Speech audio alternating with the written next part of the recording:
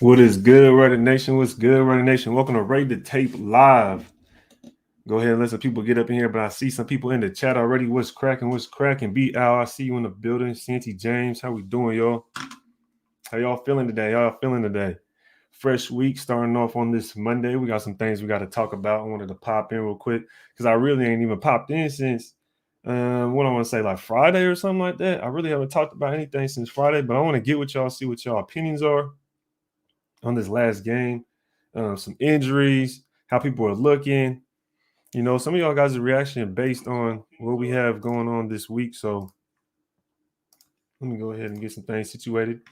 And as y'all already know, I'm gonna have my boy Honcho in the building with me. Gonna have my boy Honcho in the building with me here shortly. But go ahead and get this thing rolling. What's good, Brian Morales, Chance Ogden? Yep. I see you. I see you, my boy. Go ahead and let some people get up in here. But we feeling good. We got another victory. Another victory. That's two. That's two. We got one more to go. One more to go before we have the Ravens. But before we get to all that, let's go ahead and talk about what we've seen last week. Let's talk about what we've seen last week. I got the chat going. I know some people was talking Santi James. What's good with it, my boy? What's good with it, yo? How y'all feeling after this win? How y'all feeling after the win? Go ahead, get some people up in here, though. I'm feeling good, y'all. I'm feeling good. You know what I mean? I am feeling good. You already know what it is. Brian Morales been looking for updates on Javin. Have you heard anything?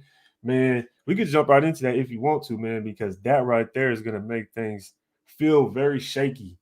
You know what I mean? It's the linebacker core going into the season seemed like it was pretty legit. Now all of a sudden, Javin goes down. You got some news about the Knicks both being hurt. So that's gonna be an interesting topic right there. B Al was good with it, my boy. He said, "Do we have to wait on signing after tomorrow cuts? To wait on signing after tomorrow cuts? What do you mean by that? One more. What do you mean by that, boss? Santi James, always good to get a W, and Hobbs is a gem. Yes, sir. Hobbs is looking great, yo. Hobbs is looking great, and I'm glad because he's going to solidify that slot position. He's just going to lock it up, yo. And that's going to be a core three right there with Hayward, Mullen, and Hobbs. And the fact that Hobbs was bouncing outside, yeah, we're going to get into that because that right there is, like you said, he's going to be a gem. He's going to be a gem. That was a sleepy pick. Also, that was a sleepy pick later in the draft. Was he our last draft pick? Also, was he our last draft pick? Like, come on now. That's a steal. But we're going to go ahead and jump right into it. I got some people in here. Gabriel Alejandro had his cleanest. Hey, appreciate that, boss. Appreciate that, boss. I had to come through with a little different kind of look. You feel me? I had to get away from that black on black real quick, or the white on white. I had to switch it up real quick on you. I didn't really want to go with no other colors. I don't really like wearing blue or red Raider hats. I just don't. It just don't fit well with me. You feel me? I feel like that khaki, that tan look is clean though. What's up with it? What's up with it? Raider repping for life in the building was good. I work with Javin Cousin, and let's just say it's not good. Interesting. You work with his cousins?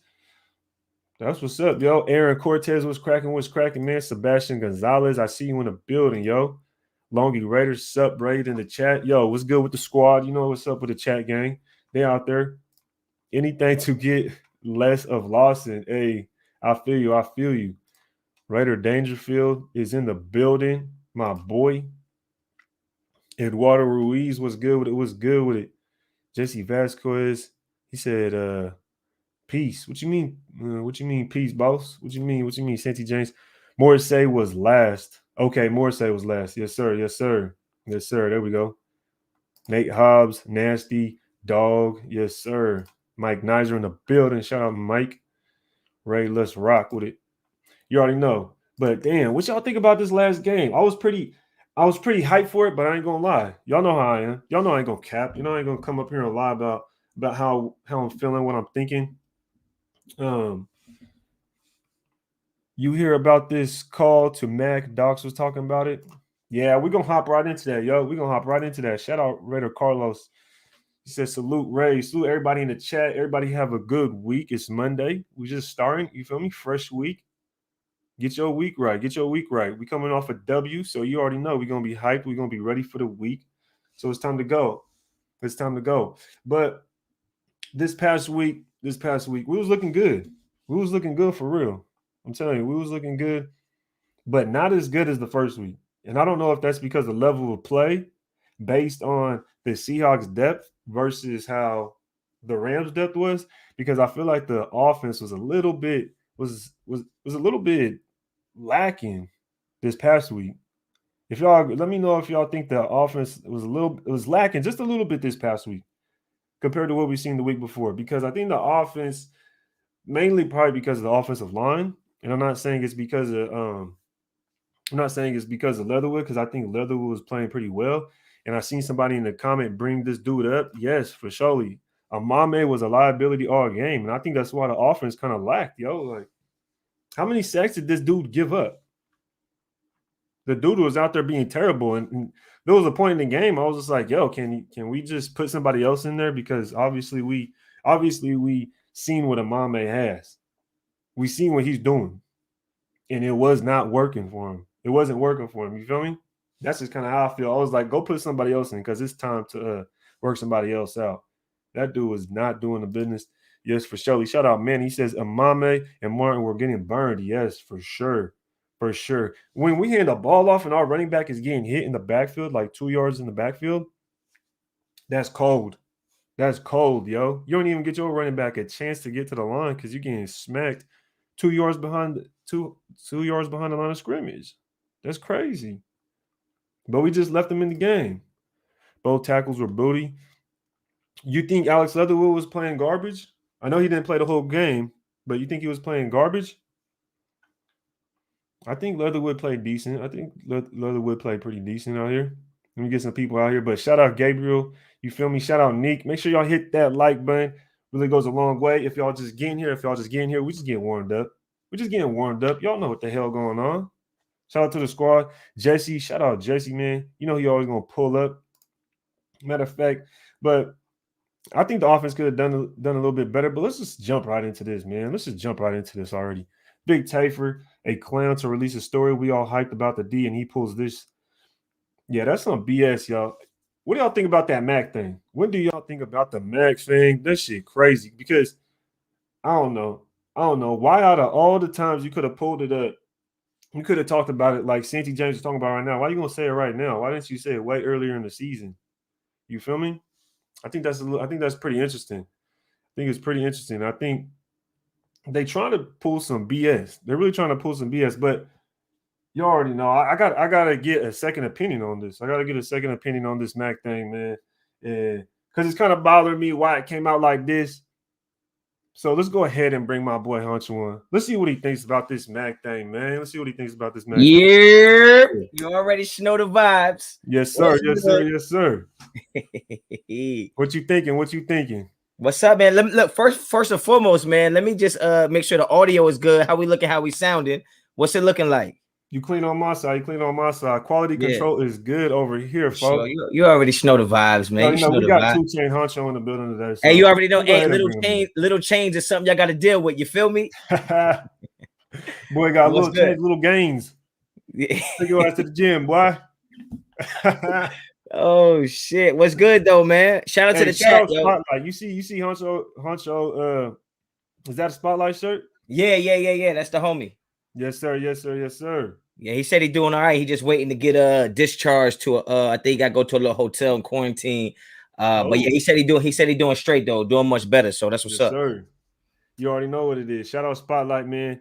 You know we always tapping with Spotlight. Make sure he's cool. So I'm glad to hear that. But what you think about if you caught that about the news? You already know what's up about the Mac news. What? About the Khalil Mack news? Who that? What we talking about? What are you talking about? I feel you, but I mean the chat want to know. They going crazy up in here talking about. Did you hear anything about that Khalil Mack thing? I think it's just interesting why it come out right now. Yeah, I mean, look, man. At the end of the day, if the story's true or not, really don't make a difference to me. I think the Raiders would have to have done their due diligence, like off season, try to make some moves, bringing a guy in a position that we needed, right? So I think it was just, you got to do those things, man. You got to make those phone calls. I don't think it's a big deal. And I just think the timing of it is coming out now because somebody who had the information probably just sat on it until it was the right time to kind of get those clicks and bring some awareness. Not much to talk about going into the third preseason game where mostly bench players are going to be playing anyway. So I just think it was a way to keep somebody relevant. Honestly, that's what I think. But No, that's a good point right there.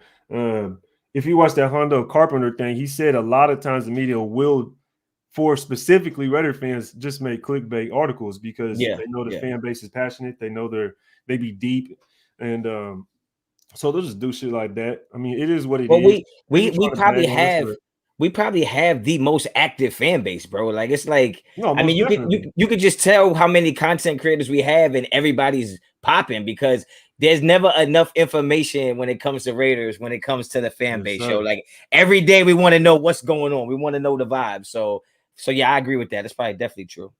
No, for surely, because I'll be going over to see what the hell the other team be talking about sometimes. So when they do the live pressers, I'll be seeing what Sean McVay was talking about us, what Raheem Morris had to say about us.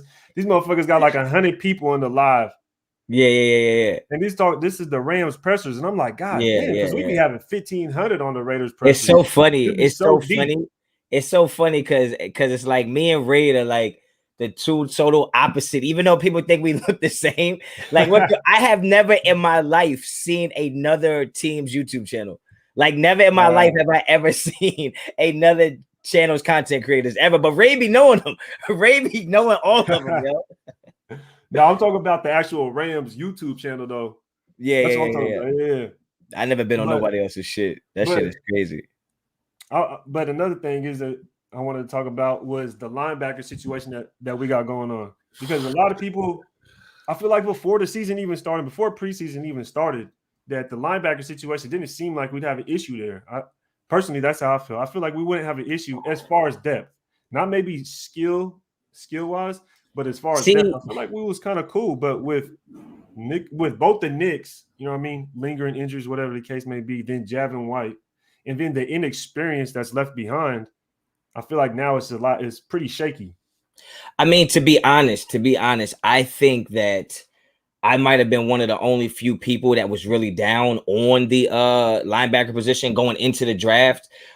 Because I remember Mitch did like a mock draft and he had a couple people make some picks, and I actually picked Monty Rice from the linebacker position. And the reason is that I thought we were super thin at linebacker because maybe it was naive. Maybe I didn't know what was going on. Obviously I wasn't a content creator last year, so I didn't have as much information as I do now, but I wasn't sold on Tanner Muse. Obviously I wasn't sold on Javin White and Nicholas Morrow. I thought he was good, but I didn't think he was the guy. So for me, I was looking at, we had Morrow, we had Kukowski, and we had Littleton. Outside of that, I wasn't sure we had another linebacker that could actually play. So I wanted us to take linebackers in the draft. I thought we should have had addressed DB and linebacker. To me, was the positions I wanted, which is why I was upset when we went and got Kuntz and Diablo back to back. And I said it was underwhelming because I felt like we could have got a Jabril Cox. I felt like we could have got a Monty Rice or just linebackers in general. But to find out now that Diablo is going to play backer, Kuntz is also taking reps at backer. I was a little more positive before last weekend's game that the linebacker position was one of our deepest. But now, obviously, man, that's a complete 180 at this point. No, for sure. And especially because Morrow's supposed to be out, I believe, through the regular season, beginning of the regular season, right? Yeah. You hear that too? But say that again. Say that again. He's supposed to be hurt up until at least through the first week. Like he's not going to be there first week, right? Who? Nicholas Morrow. I don't know, man. I heard his injury might be worse than that. I don't know. Yeah, like he's gonna be out. He's gonna be out. So yeah. But then Nick Kwiatkowski may be able to come back in. From what I heard, he may be. I heard Kwiatkowski's gonna be fine. But the thing with him is he be having injuries. Like even last year, he had lingering injury here, lingering injury there. One game, and then you get another injury. So you can't really depend on him. Also, I mean, I feel like that's the story with the Raiders, though. I feel like every time we talk about how does our receivers look, how do our running backs look, how does Derek Carr look, it's like everything is good, but every Raider fan has to say if we stay healthy. For some reason, the Raiders are synonymous with people just not making it through the season, man. No. Even in Josh Jacobs' rookie season, I think he missed a few games. Like, so it's kind of hard to deal with that, but it just seems like every year we are dealing with injuries. So it just sucks, man. It's unfortunate. And yeah, I think the Morrow situation is probably worse than people think, honestly. Yeah. So My boy Reddy Dangerfield says 6 to 12 weeks on Morrow. that's bad. That's ugly. That's ugly. That's The bad. last thing I heard Not. was 5. So It makes it worse because of the Jab and White situation. But I'm not as high on Morrow as a lot of people are. Maybe because they know that Gus Bradley's system, Morrow is a better fit than Kwiatkowski. But I still think Kwiatkowski is our better linebacker of the two. I think Tanner Muse and Javin just looked really good because they were playing in position instead of what we see in the last 2 years, us playing out of position. But for my money, when it comes to actual linebackers, like legit linebackers, natural to the position, I think Kwiatkowski is the guy for me. So we'll see. We'll see what happens. Yep. Yo, shout out Docs. Docs is in the comments. Shout out my boy. Yo, I mean, the depth, that's what I'm saying. The depth isn't there. Like at this point, the depth isn't there. I don't know. We haven't seen anything from Devon Diablo. And the fact is that Morrow takes Nick Kwiatkowski's spot at middle linebacker, the starting spot. So then those are your top two middle linebackers. If both of those go down, who's going to be wearing the green dot on the defense? That's just where my biggest concern is. If it was outside linebacker, I feel like we'd have a little bit more leeway. But the fact that it's the Mike backer, I think it just takes away that much more from our defense and just play calling in general. Because I don't want to Muse at middle linebacker personally. I'm not saying Muse isn't bad. I'm not saying Muse is bad or anything because I think he has a lot of the good tangibles that Gus Bradley wants. But the fact that it'll be middle linebacker, he's just switching to be a linebacker. This is his first season. I don't know. I just don't see him being at that middle linebacker spot. Yeah, nah. He's not a guy I want middle linebacker. It's just not natural for him. He's more of an outside guy, sideline to sideline type guy. He's not the guy that you just put in the middle of the defense. But Morrow played line. Did Morrow play safety too? Yeah, he played safety in college too. So when you think about it, I know we haven't seen Devon Diablo, but if you think about it, Javin White was looking good at linebacker from safety. Morrow was looking good at linebacker from safety, and Tanner Muse looks good as linebacker from safety. You might have to just say, you know what? Maybe Diablo is going to look really good at linebacker from safety. But even if he is, he's not a middle linebacker. So it's going to make it tough. Exactly. I would be surprised if KJ's not in a Raiders uniform by the end of the week. I'd be surprised. So if KJ comes in, you think he's going to take that Mike spot? That's my biggest concern right now. It's just the middle linebacker. You feel me? I feel like we have outside linebackers. We got Littleton, who's an outside linebacker. You got Devon Diablo coming off of that, whatever injury or whatever the case he had going on. You still have Muse, and I know for a damn fact, Max Richardson is not going to be middle linebacker when we play the Raiders. He better not be on this roster, yo. I hate him. I hate him. The boy came out and said, he just said, fuck it, I hate him. I hate him and Bilal, bro. I hate them. I ain't gonna lie to you. I hate them. He was looking like a young Romo. I don't know about a young Romo. Romo was a different kind of I don't even know if Romo is human. Nah, Romo was Sons of Anarchy, bro. He was crazy. Yeah, that boy was different. He was different. But I mean, if KJ comes in, I think that he's better to fill in for the Mike spot than Muse or Diablo or one of those guys. You know what I'm saying? So I mean, at this point, we're looking for band-aids, right? That's what it comes down to. We're just looking to cover the wound until we heal up at the end of the day. But that's the frustrating part because I feel like we shouldn't have to be worrying about this before week 1 of the regular season. We do it, but I mean, how else could a Raiders preseason go without having to worry about one of our biggest positions, right? I mean, true. That's just how it goes. And the fact that we didn't even draft a linebacker. That's why you know what I mean? Not, take this guy, switch him to linebacker. No, let's just go draft the guy that's a linebacker. And I've been saying that. I've been saying that because I felt like that when we got Diablo and said he's going to play linebacker. I said, damn, if you just want a linebacker, just go get one who already knows how to play linebacker.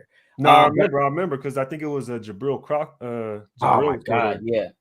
I think he slid down because of his knee situation. But I mean, there's other linebackers you can get that even if they're going to be your second or third linebacker, Diablo is going to be your second or third linebacker anyway. So you could have just got someone who knows the position to actually play the position. But I'm old school, man. I'm old school. No, I feel you. Definitely.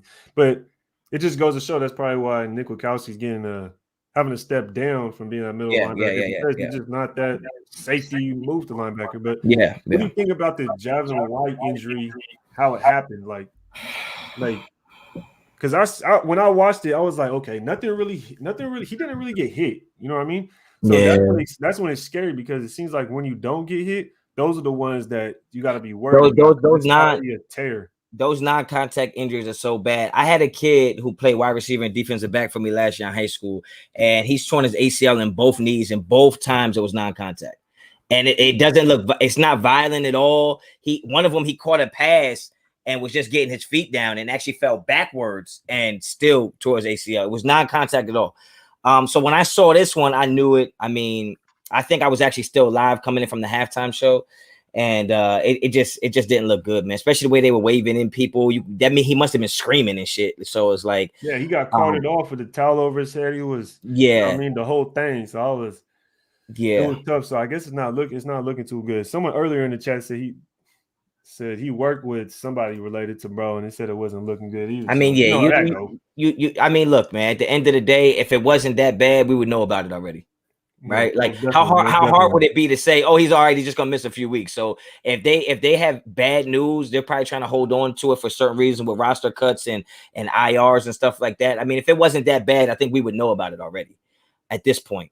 No, most Yo, definitely. somebody say, hold on, somebody say your video looks great, like watching ESPN. That's what we strive for, baby. Hey, That's what run we it up, run strive it up. for. Hey, that's all about that quality control. You already know what the hell This is going what we on. strive for You over already here, know what baby. the hell going on. My boy Leon said I agree with Kukowski, but saw things is coming. Even if they don't replace Quit right away, they will Gus wants a sideline to sideline freak out linebacker. No, most definitely. And that's kind of what we're basically saying that it's not that Nick Wachowski's not good. He's just not fitting the system. And I think that's basically what Leon Yeah. was saying right here. Just don't fit the system. But Nick is a quality linebacker. If he's healthy and he can go out middle linebacker, you got to plug him in there. No, And without a you doubt. gotta and you gotta remember that depending the teams we play, it's matchups too, right? Like there's certain teams where you're gonna need more of a sideline to sideline guy, but you also have situational situations. I mean, if it's freaking 3rd and 2, 3rd and 3, your linebacker could be quick, right? Because you don't need Yeah. a sideline to sideline guy in that situation, that particular situation. So I think it's all gonna be dependent on matchups. If we got guys like if you got teams like the Saints who throw out of the backfield a lot, yeah, you're gonna need that sideline to sideline guy. But if you're going against a team like Cleveland who might just want to ground and pound you, you might need more of that big body to get in that A and B gap, and that might be quick for that. So No, we for just got to see sure. what the matchup is, honestly. For sure, because Nick Wachowski actually tore it up last year when we played Cleveland. Yeah, see what I'm He actually saying? tore it up. Like, So that's a good point right there. Boy, yeah. I saw Cali String. How do you feel about the no call helmet to helmet on Nathan Peterman? It seems like the league always lacks on enforcing the rules when it comes to protecting the Raiders, like hands to face. It's the Raiders. Like, we're not gonna get the calls, but we'll get calls against us. That's Yeah, just and how I it's also always think been. That's just how it's always been, yo. I also think it depends who the guy is throwing the flag. I mean, their perception of the or how they perceive the call and the rules of the call. They determine whether or not it's going to be helmet to helmet or not. Did the guy try to slide his head to the side, incidental contact, face mask contact? It's the crown of the helmet. I think there's different ways other guys might view it. You know what I mean? So I think it all depends who's making the call. But I saw helmet to helmet on Hobbs. Hobbs hit a guy helmet to helmet on the sideline. They didn't call it.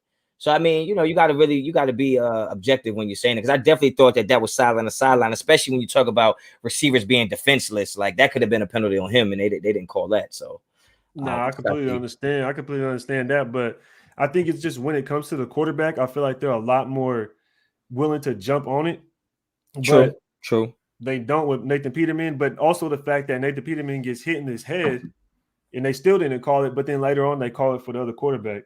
Yeah, So I you know what it I've is for definitely me. seen that. I don't I like that. just I'm from Jersey, man. I hate everybody and everything. I don't have no more hate in my body I don't have another percentage of hate to go to the refs at this point. I hate so many things already. I can't enter the game with any more hate. I'm at the top, man. My cup is running over with hate. So I don't want to blame the refs right now. Boy, Grass says Seattle starting linebacker went down. They may re-sign KJ Wright. We need to hurry up. You know Yeah, what? The thing with KJ Wright though is if he was brought in the building, there has to be something that like pushes us away from not just keeping him. Especially the fact that we got Gus Bradley, and I'm sure that's the only reason he came in is because of Gus Bradley. yeah. So I'm trying to figure out what was the problem that dissuaded him not to just stick with the team. And I'm sure, and I also believe he went to see other teams. Yeah, yeah. I think So it just could have been the numbers, man. And I'm not talking about numbers as far as contract. I mean, he's looking at, okay, you got these young guys. They might have told him, like, look, we really love Javin White and Tanner Muse, and those are the positions you might think you're gonna come in here and play. So we're just letting you know, just because your name and your pedigree and your resume doesn't mean you get a head start over anybody. And he was like, all right, well, you know what I mean? This team's a little loaded over here, but now the conversation might be different. So we don't for know. sure. We don't know. I wonder if it has to do with the pay. Like Raider Rapper for Life, he says he won at least $8 million a year. Woo. Nah. I don't know about that. If that were the case, then that's way too much. That is way too much. I don't even know about that. I couldn't sign KJ Wright to $8 million. If we did bring him in, what would be the most you would have to sign him though? What the most you would give him? In a dire situation, we need a linebacker. What's the most you give this dude? In a dire situation? I mean, I don't know, Do you man. want Max Richardson at middle linebacker? It depends. For me, Max Richardson is the middle linebacker. That's the only decision. Now you're like, okay, I got to go sign KJ Wright. If you're telling me it's either KJ Wright's going to be the middle linebacker or Max Richardson, and it's $8 million. Look, I'm not paying $8 million for KJ Wright to play. I'm paying $8 million so Max Richardson don't play. I don't want him on the field, man. No cap, bro. I don't like Max Richardson that much. I mean, he injured Javin White, man. But sheesh, that's cold. That's cold. Yeah, I don't rock with Son. I don't rock with Son. And if anybody knows him personally, yo, it's not personal. It's just I only know him on the field. Like I'm paying $8 million to keep Max Richardson off the field, bro. Most is 5. Boy said 1.7. Damn, boy, you trying to get him on a bargain deal. That man shopping at the Dollar General. Damn. Damn. That's when you most $5 million. Come on, we gave Thomas $5 million. Damn, that's not a good comparison, yo, because Thomas, we overpaid Thomas. And I don't think Thomas got $5 million. I think he got 2.5 or 3, and then incentive based up to $5 million. But the fact that we even gave him that contract, that's a little rough. Yo, I personally I wouldn't have done that. I don't know. I would have gave that money to somebody else for surely. I mean, but if you got, $8 million is a lot, man. But seeing Regis and Edmonds, I mean, you cut Jalen Richard, you probably save a couple million right there. So if you wanted to give KJ Wright $5 million and you took the $3 million that you got from Jalen, it's not really you're not paying 8 now. You're really just paying 5, right? So you might be able to work that out. No, for surely. But that's the thing. Are we gonna keep Jalen Richard? Like, hell no. Like, wait, for what? That's my point, though. Then why is he still on the team? Like, because you don't kick a man when he's down. You're just saying like, oh, we're gonna make it seem like, oh, Regis and Edmonds are fighting for a spot still because Richard's still on the roster type thing. I don't think Regis is fighting for a spot. I think Edmonds is the guy who will put Jalen Richard out of a job. So I think there's still something to be said. I think there's still some work to be done. I think they still need to probably get a clear decision on how long Jalen Richard is going to be out. I mean, it's always like a week here, another week. He could be 2 to 3 weeks. I think if they knew he was going to miss significant time, then they would probably make a decision on him sooner than later. But I mean, I don't know, man. Who knows why the Raiders do what they do? Honestly, we're gonna see what happens. But let's go ahead and jump into this last week's game, man. Because personally, I feel like I'm gonna start off with the offense. And I just feel like the offense was stagnant, yo. Like that was just my personal opinion. I just think that was stagnant. That's because the trenches, bro. They didn't really show anything or any improvement based on the week before. And I don't know if that's because Seattle just was trash at depth.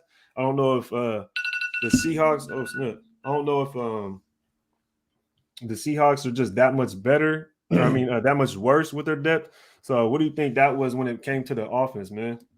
I think it's a few things. I think first of all, I think the Rams are just much better than the Seahawks, right? I mean, that's clear, that's obvious, right? But I think the second thing is that I don't think we played with as good of a line as long as we did against the Seahawks. I think the Seahawks, we went in there, we had a game plan, and I think we left better guys in there longer. I think this game, man, they went in there with some guys that just couldn't get the job done, man. I mean, even from the beginning of the game, they just wasn't getting it done. It was too much pressure, a lot of just standing straight up. Every play you saw our guys moving back.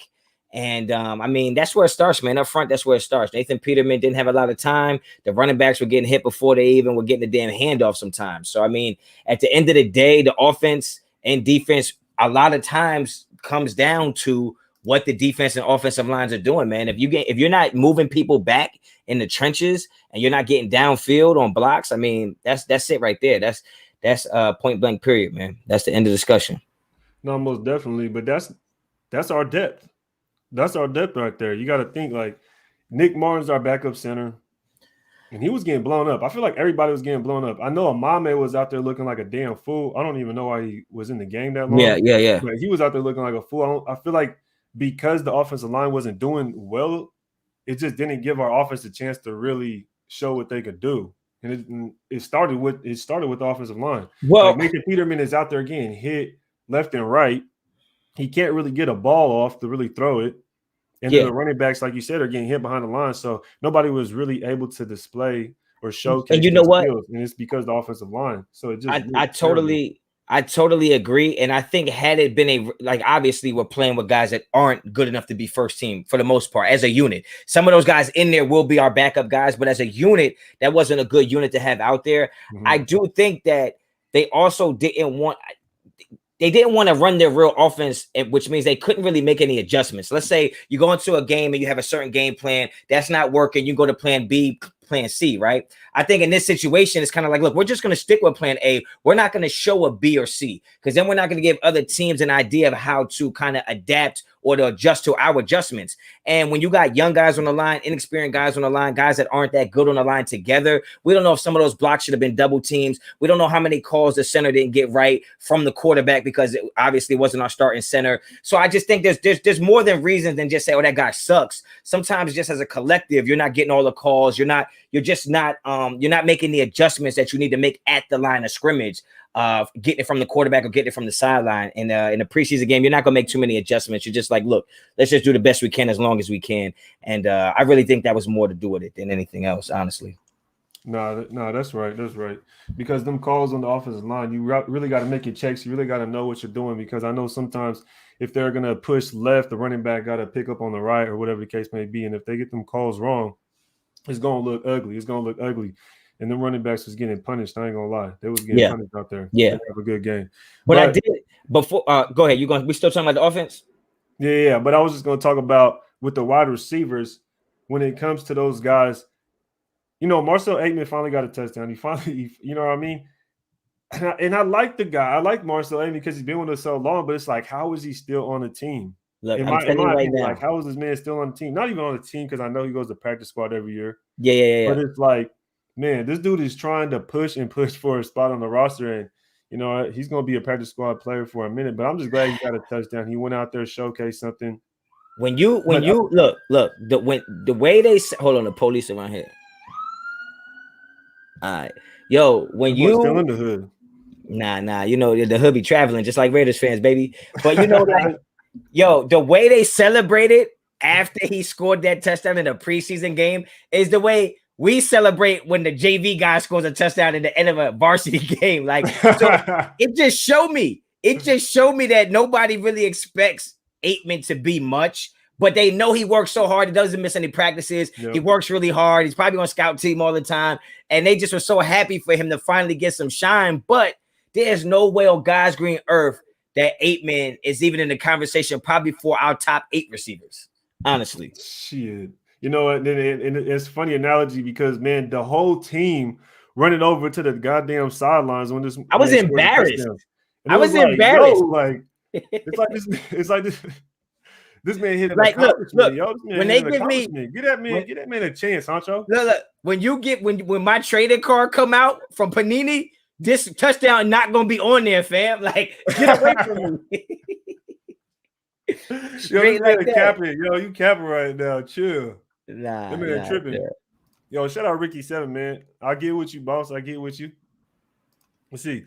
Who's taking the last wide receiver spot? John Brown, Marcel Aitman, Das, or the kid on special team, Teener?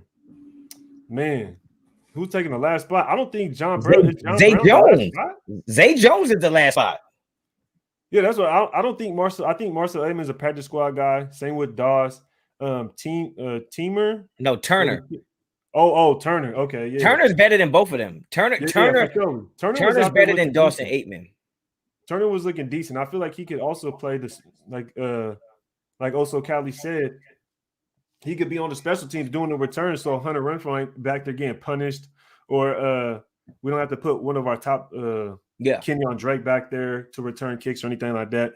I think Turner could step up. If Henry Ruggs goes down, maybe Turner could step up, take them some of them spots in the slot. You know what, man? I like Turner a lot, man. I don't know what it is. No, I do. I like Turner a lot. So how many receivers we keeping? 6, 7? 6. I think we keep. It's hard to say with Gruden because I feel like with Gruden he'll take. So we got We'll have an extra spot on the offense for him. You know what I mean? And so sometimes I feel like it's because of the tight end. So I don't know. Maybe. So Ruggs. So you got Ruggs, Brian Edwards, right? Those Jones. 2 for sure. Zay Jones, Hunter Renfrow. You'll have John Brown. That's 5. Snead. Right? Snead is 6, and I think that's it. I think the next guy will probably be Turner, though. Yep. The next guy will be Turner. No, most definitely. So especially since he can return kicks, because I don't want Hunter Renfrow returning kicks, and I damn sure don't want Henry Ruggs returning kicks. No, for sure, because I don't want them to get hurt. I don't want nothing crazy to happen. Because Hunter Renfrow, you know, he's great, but he be having some issues, I feel like, with concussions. He's a little guy. I feel like he be getting popped sometimes, and it be taking a toll on him more than people may think. That's because his neck too long. He got a long neck for a short dude. You can't. That ain't most short dudes is sturdy right here, right? That's why they don't be getting slept that much. He got like a long. His helmet be up here. Be like it just be. It be going back you see that boy Muse? Huh? The boy Muse. You see that boy Muse neck? Muse got a long neck when he got a helmet on. That boy got that thing. That's what I'm saying. Like he's sturdy. Yo, he's sturdy. He's sturdy. That boy a linebacker, ain't it? He's sturdy. Right, they seen that boy neck and said, "Yeah, he playing linebacker." Yeah, he's sturdy as shit. But we up in the chat, man. We up in the chat. Let's see what we got going on in the chat. Raid and Honcho dope collaboration. You already know what it is, man. You already know what it is. Make sure y'all stay tuned for that pregame special, yo. Week 1, it's gonna be crazy. It's gonna be crazy. Yo, I'm telling you right now. The pregames with Raid and Honch is gonna be some epic, man. Make sure y'all in the building every game day, whether it's at nighttime, morning time, afternoon time, church time. It don't matter. We going live before every game, and it's gonna be something to watch. Don't miss it. Make sure y'all pull up. Yeah, you already know. Hey, Easter, Christmas, Thanksgiving. For sure. Thanksgiving, we're gonna have a feast. We're gonna have a feast, yo. I'm telling you right now. I'm telling you, mashed potatoes, everything. We eating turkey legs on live with Derek Carr after the game. You understand me? For sure. You understand? For sure. You already know what it is. If Derek Carr ain't eating a turkey leg after the game, there's an issue. He probably vegan, honestly. That sucker. Get the hell out of here. The boy talking about Honcho 2 Chainz. You see that boy, Titty Boy 2 Chainz. Small change is something you got to deal with. You feel me? The boy said, why would they let Parker rest and keep Leatherwood out there? Ah, man. I think Parker's about to get shipped anyways, yo. I think Parker's about to get shipped, to be honest. Who? Parker. Parker who? Brandon Parker. Nah. He gotta go. He ain't that bad, yo. He ain't that bad. He ain't that bad. As long as you put him next to somebody who's good, he'd be all right. Boy said he heard the 5-0, thought Honcho was gonna start running. I ain't gonna front. I contemplated. That boy had to make sure when he heard it though. That boy heard Cyrus. He thought, "There he's oh." I had to make sure everything was put away that needed to be put away. You heard? You never know when they coming. Shout out Freddie Chavez. He said, "Much respect from the 505 New Mexico." Yo, shout out New Mexico, man. That's what's up. Yeah. Dick Vitale in the chat was good with it. Everyone keeps forgetting about the practice squad. Yeah, we're gonna have players on the practice squad. Turner might go on there. I don't know. I feel like if Turner goes to the practice squad, he might get picked up. Yo, Hunch, you sure you guys ain't related? Yeah. Now we ain't related, but that's my brother for surely. For sure. You already know. Raider Andy in the building was good with it. Yeah, we in Mexico. You in Mexico, or you in New Mexico? Let me know. He put the thing over the E. That's real Mexico. That's Mexico. I had to emphasize on that. That boy out there. Yo, shout out Mexico, man. Yo, super pause on that. Super pause. Whoa. Nigga, wild. Yo, y'all be wild. He said, Dick Vitale, we keep forgetting about the practice squad. That's where players that are not quite ready go.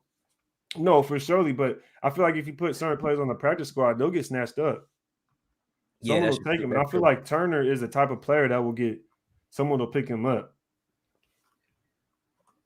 Yeah, we can't lose Turner. Well, still got 4 protected players on the practice squad this year, right?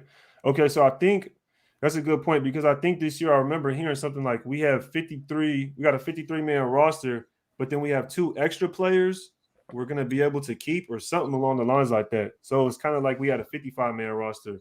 You ever hear anything about that? Something like that? Nah, but I heard it is like 55 though. Yeah.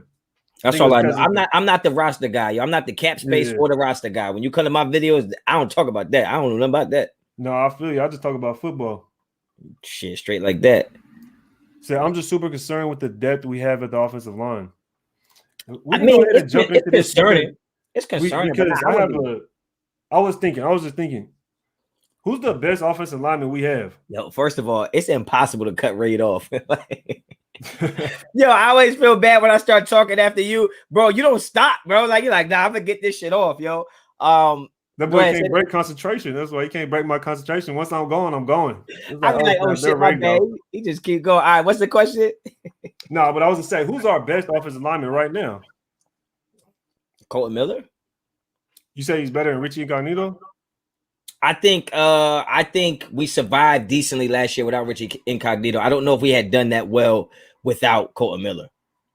Honestly. No, I agree. I agree. That's a good point for sure. Right. Because the only reason I asked is that Richie Incognito, he gets a little lingering injury already. Yep. He's coming off of an injury. We already know his age, and he's sticking around one year by 1 year. It's game by it's practice by practice, honestly. Yeah, exactly. So if he goes down, what are we looking at? Do you feel that much different about the offensive line if Richie Incognito goes down? Not in the sense of we did it. We kind of did it last year, right? So I mean, I look honestly. First and foremost, I think we got to be careful, Richie Incognito, because I don't like that he had an Achilles injury. Now it's a calf injury because I think that's exactly what happened to KD. I think KD blew out his Achilles and then he came back and they said no, his calf is tight now. And the next you know, his Achilles was fucking going again. So I think we gotta be careful with Incognito, and I would not be surprised if he's out a little longer than they expect or they lead on right now. But if we had to lose a lineman, I hope we don't. If we had to lose a lineman, I'd much rather lose Incognito than Colton Miller or Leatherwood, honestly, at this point. No, I agree. Because I feel like the offensive tackles, of course, is a little bit more delicate to go ahead and replace that than it is a big interior lineman that can just put a body in front of somebody. Yeah, for sure. And if it was Incognito from 6 years ago, maybe I would be more concerned. But losing a guy at that age, it's almost like you expect it, man. It's like you expect eventually he's not going to be there. And Dick Vitale, left tackle, hardest to replace. No, I completely understand. I think those are the highest paid offensive lineman in the league, anyways. I mean, I do think Colton Miller is probably the most overrated left tackle in the NFL, but he's still our best lineman. That just shows you how far we got to go to get a legit elite line right now. We're pretty far away from that. Boy, Pastor Rader, both O-line and linebacker depth are problems as of now. Are they problems? Do you think that they're actually problems? Yeah, I do. I think it's offensive line and linebacker. Yeah. I tell you what, put it like this. Do I have any worries about receivers? No. Do I have any worries about secondary? No. Do I have any worries about running back or quarterback? No. But when you ask me about O-line and linebacker, if it's yes or no and no gray area, the answer has to be yes. It has to be yes to me. Like O-line is scary to me because it just seems like out of those five, that sixth and seventh guy in, the drop off is significant. When it comes to linebacker, it's the same thing. I mean, even you're talking about Littleton didn't play great last year. We're hoping he plays better. Kwiatkowski is not like the guy on every team in the NFL. He's just the guy on our team, and he's not even the guy right now. Morrow was going to be the guy. So you just have to think about it as like, just on paper, like, yeah, I would be very concerned with linebacker depth and offensive line. And I will say linebacker depth was not an issue before Kwiatkowski comes up hurt or banged up, Morrow's hurt and banged up, and Javin White. So, I mean, yeah, you're losing three of the top five guys you were thinking about. Yes, it has to be concerning. No, most definitely, especially when they're all at that middle linebacker spot. What's up, Brandon Honcho? What's good with it, Charm City? What's good with it? Charm City, that's my guy. What's good? I heard that summer. He must have been on your live. He was on your live the other day. Yeah. Now, he's solid. Right? He's solid for sure. DOC, what's the deal with Diablo and Gillespie? I believe Gillespie been playing. Gillespie been playing all over the field, and I like that. He's been at outside corner, he's been at slot, and I think he's been at safety. Yeah, he has. And one instance to why I specifically remember is when it was Levitt Levitt's covering the tight ends in the end zone inside the 20. And me personally, I would have liked to seen Gillespie in that situation Yeah, because Levitt gives up that touchdown in the corner, yeah, and then they come right back to him for the 2-point conversion, I believe it was. yeah. And it was Levitt on coverage, and they didn't get it. But I mean, if you watch the play, Levitt really didn't do anything.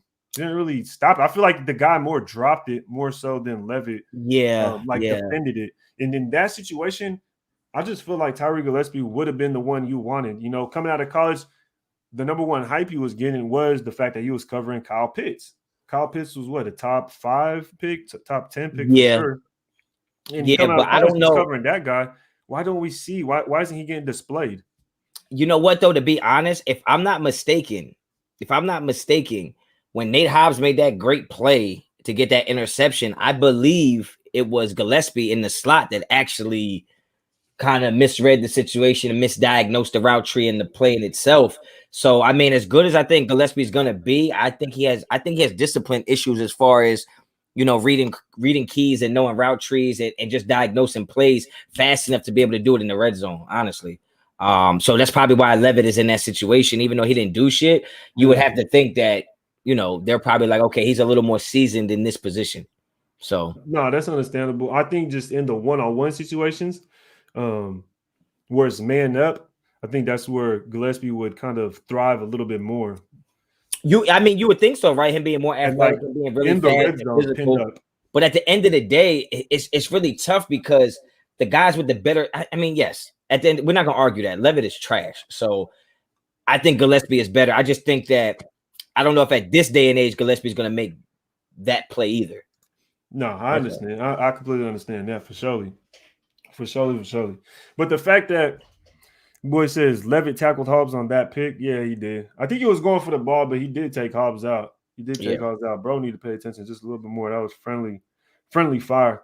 But let's go ahead and hop in the chat real quick before we hop on. Robert Penny says, yep, linebackers, what solidified the team, no pressure, no coverage, no wins. Matter of fact, before you hop into that, how do you feel about the pressure we've had these past 2 games on the quarterback? I thought it's been amazing. I thought it's been good?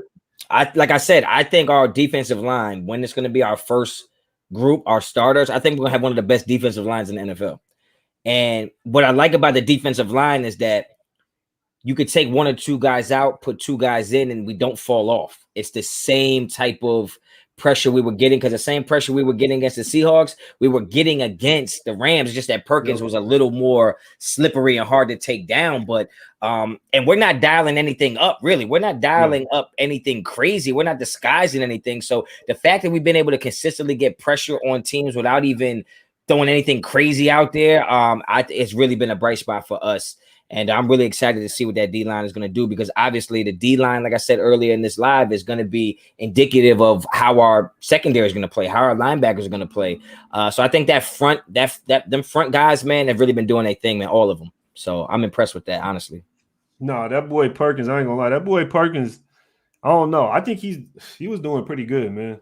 Perkins couldn't get the job done, though. Say one more time? He couldn't get the job done. I mean, was that because of his poor play? Was that, what do you think, is because of him? Bro, you got to think, right?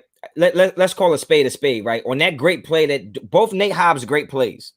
Both Nate Hobbs' great plays. The one where he intercepted the pass, that guy was wide open. That was just a bad throw. He threw the ball. He threw the ball into coverage instead of throwing the guy. The guy was already open. That's one of those, you just put it on him. You put too much air under it, everybody can recover, right? They're all NFL players. They're fast, right? Because Levitt was on the complete other side of the field, and Gillespie was already beat. That wasn't even Hobbs' man at that point. So you actually allowed a guy who wasn't even in that coverage to make the interception. That's on you. The second play that Hobbs made coming across the field on the shallow dig route or drag, that guy was open for way too long. He allowed Hobbs to catch up to him to break the play up. Yep. That guy was already wide open. So that's what I mean when I say he couldn't get the job done. There were plenty of plays that Perkins could have made that they would have been in better positions to win. And I think when you look at the 2-point conversion, he threw the ball damn near out the end zone on a play where a guy was probably open. He had the better coverage. I mean, he had the better positioning. So I mean, in those situations, I would say that was on Perkins. I thought everything else was fine, right? People were making great plays for him, but on both of those Hobbs plays, he threw the ball too late and too inaccurate and allowed Hobbs to make the play, in my opinion. So are you So taking away from Hobbs' play? I'm just keeping it all the way funky, I'm just man. asking the I'm just question, keeping it Honcho. I'm all just the no, no, asking the no, no, no. question. No, no. I like Hobbs playing in the middle of the field because how many of our DBs have been in that very position and either pass interference or completely missed the ball and look lost in the sauce, right? Hobbs made the play. You can't take nothing away from that, but the quarterback allowed him to make the play. He did make the play, but he was allowed at that opportunity to make the play. So No, for sure. For it is sure. what For it sure. is. So I don't know if you want to jump into this upcoming week or if you want to just stick on the Rams, man. But my number one question is, are we going to actually see any starters outside of just Andre James and Leatherwood this week? Have you heard anything? What do you think? Or would you want to see them at least take a drive on the starting offense and the starting defense, take a drive, at Yeah, least one drive? yeah. I would like to see a series or two from the starters. Yes. But with that being said, if the second or third play you see somebody taking it they shouldn't take, then I would be totally okay with scrapping it and going back to some reserves. But I definitely I would like to see Carr go 2 drives. And maybe if he goes 1 drive and we go right down and score and just take him out. But if we go out there and go 3 and out, then I think you put him back in there. I'm not saying they will. But I would like to see our first team just to see what it looks like, man. I mean, we've been waiting since freaking, you know what I mean? We've been waiting all year, man. We want to see something. Damn. Give No, us for something. totally, for sure. Nah, man, 2A's Kane. We ain't related, man. We ain't related, but we brothers, yo. We related because we both Raiders, baby. We related in that Yeah, regard. for sure. Honcho was hating on Hobbs when he got drafted. Word. Well, Nah, look, nah. look, I look, don't think he look, was hating on Hobbs. That's not. Kenneth. If you could tell me how many people was watching the draft show and knew who the hell Hobbs was, I Venmo you 25 cents right now. But like, let's not act like I was hating on him just because I thought there were good people on the board that the Raiders could have gotten. And when you said Nate Hobbs and I had no idea who he was, I'm like, what the hell's going on? Right? So it's not hate because hate would be like if I said he was trash or I said he was ass or I said he wasn't going to be good. I'll let it be known that after the draft and I did my homework, I said Hobbs was going to be good. I said Hobbs was going to make this team and probably start. It was everybody else telling me, well, if you watch the film, that would be a bad idea. So I wasn't hating. I was just unaware and uneducated on who he was. And that's just real. You heard it right there. You heard it right there, yo. Nah, but most definitely, one thing for sure I don't like is when people act like they know who a player is and they really don't know. No. That frustrates me because you don't know every single player. You just don't. You're gonna pick up some random dude and you say, "Oh yeah, this guy's gonna be great." Just because he joined the Raiders, you can't do that. That's being biased. That's being ignorant at the end of the day. And there's plenty of times where we got a player and I'm like, I have no idea who that is, and then they get cut a week later. But that whole week, everybody was like, "Yeah, what about this guy? What's he gonna do?" And it's like sometimes you can't just be talking. But even in the draft, in this case, like the draft, there was guys that we were looking at that we had drafted that I didn't know who it was, and one was Nate Hobbs. I didn't know about Nate Hobbs. You go look up Nate Hobbs, and you can't find film on him. After we drafted him, we couldn't find film. I couldn't find film on him or anything like that. It was hard. It was hard, and it took a minute to actually pick up some game footage. Hold on, son. This son is talking crazy. Let me address this, Kenneth. Yo, what's going on? Kenneth said, Honcho, on the interception, Hobb left his zone and went to make a play. That's all balling out. Look, I'm not disagreeing with that. But what I'm trying to tell you is go watch the play.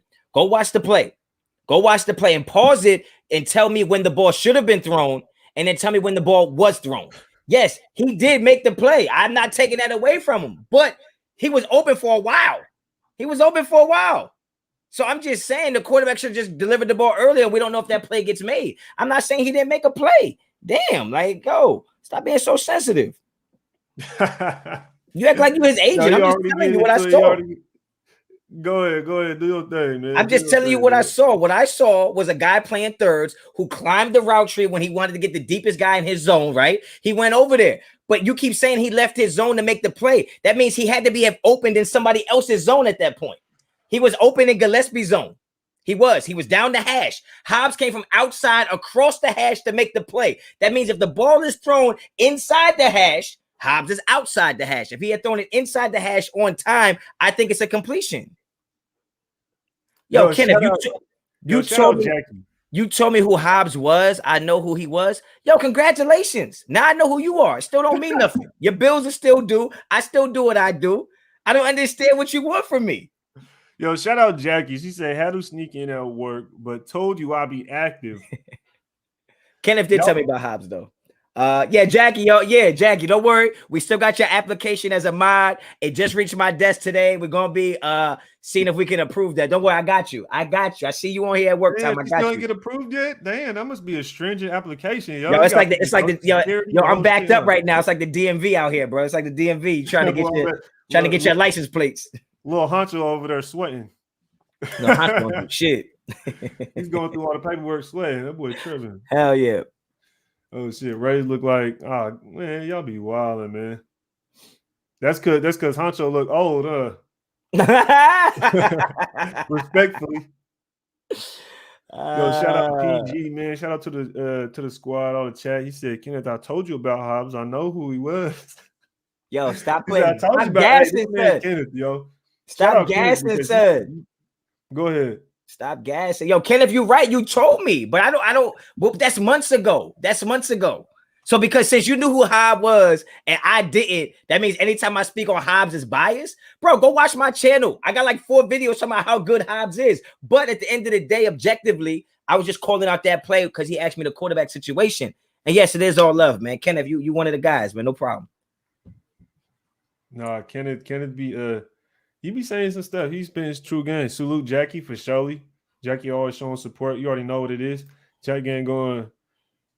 She a real one. Yeah, Luis might be. You might have to go DM somebody. Nah, but, they be riding for Jackie, yo. You know what I mean? For surely. Come on, nation. She like Eve. Out here arguing. 3 chains. I don't think you got 3 chains on. Not yet. Yo, after my next live, I get the other one. That boy about to go hit the 25-cent machine. He said, let me go get another one real quick. Oh, fuck out of here, son. What are you talking about? He said, Hobbs is faster than a football, bruh.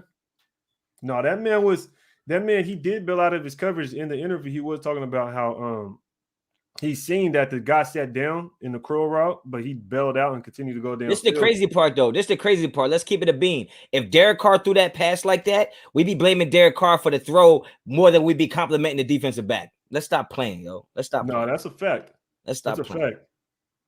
He said Honcho even apologized to Hobbs. I did. Yeah, I did. I actually showed the clip of me being like, Hobbs, what is that?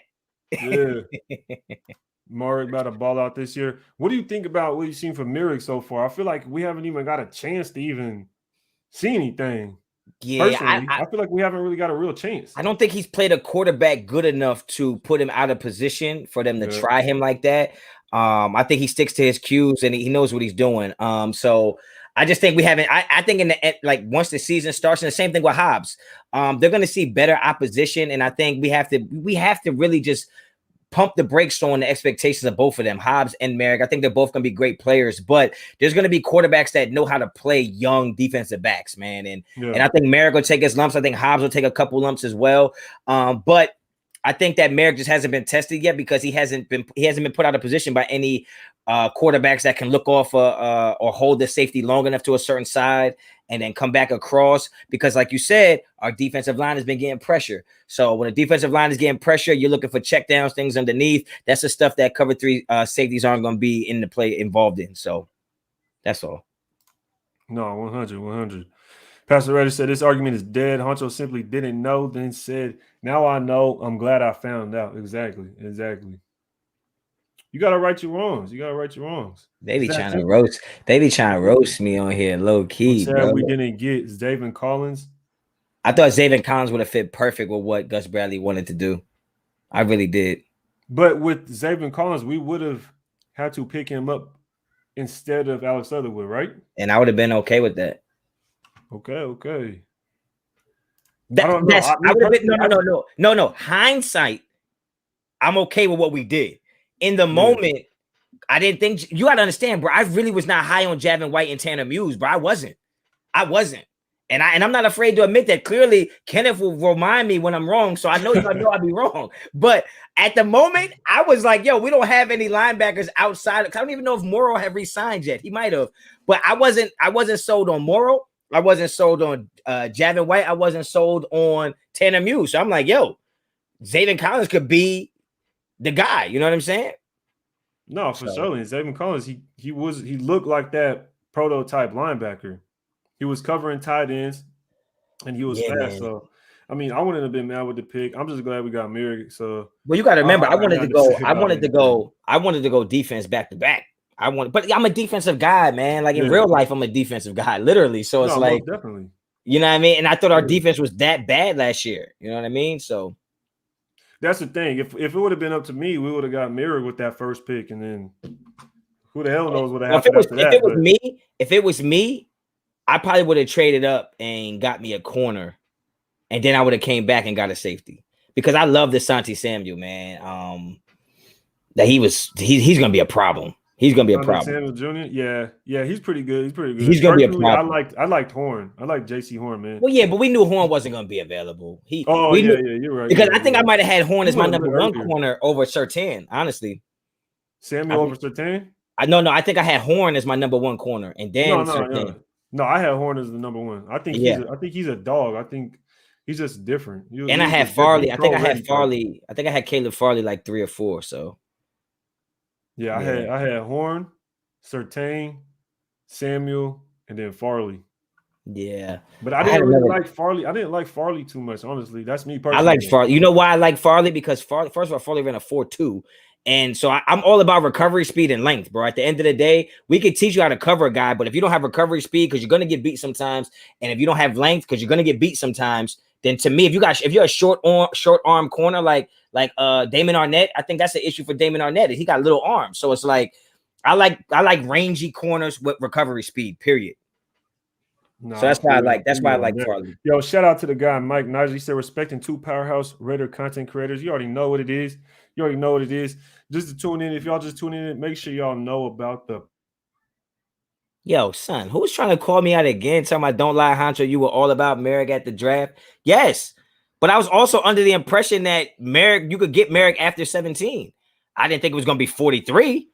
But yeah, I'm not lying. Everybody knows I loved yo, Merrick. yo, yo, yo, Mike check, Mike check. Can y'all hear me? Yeah.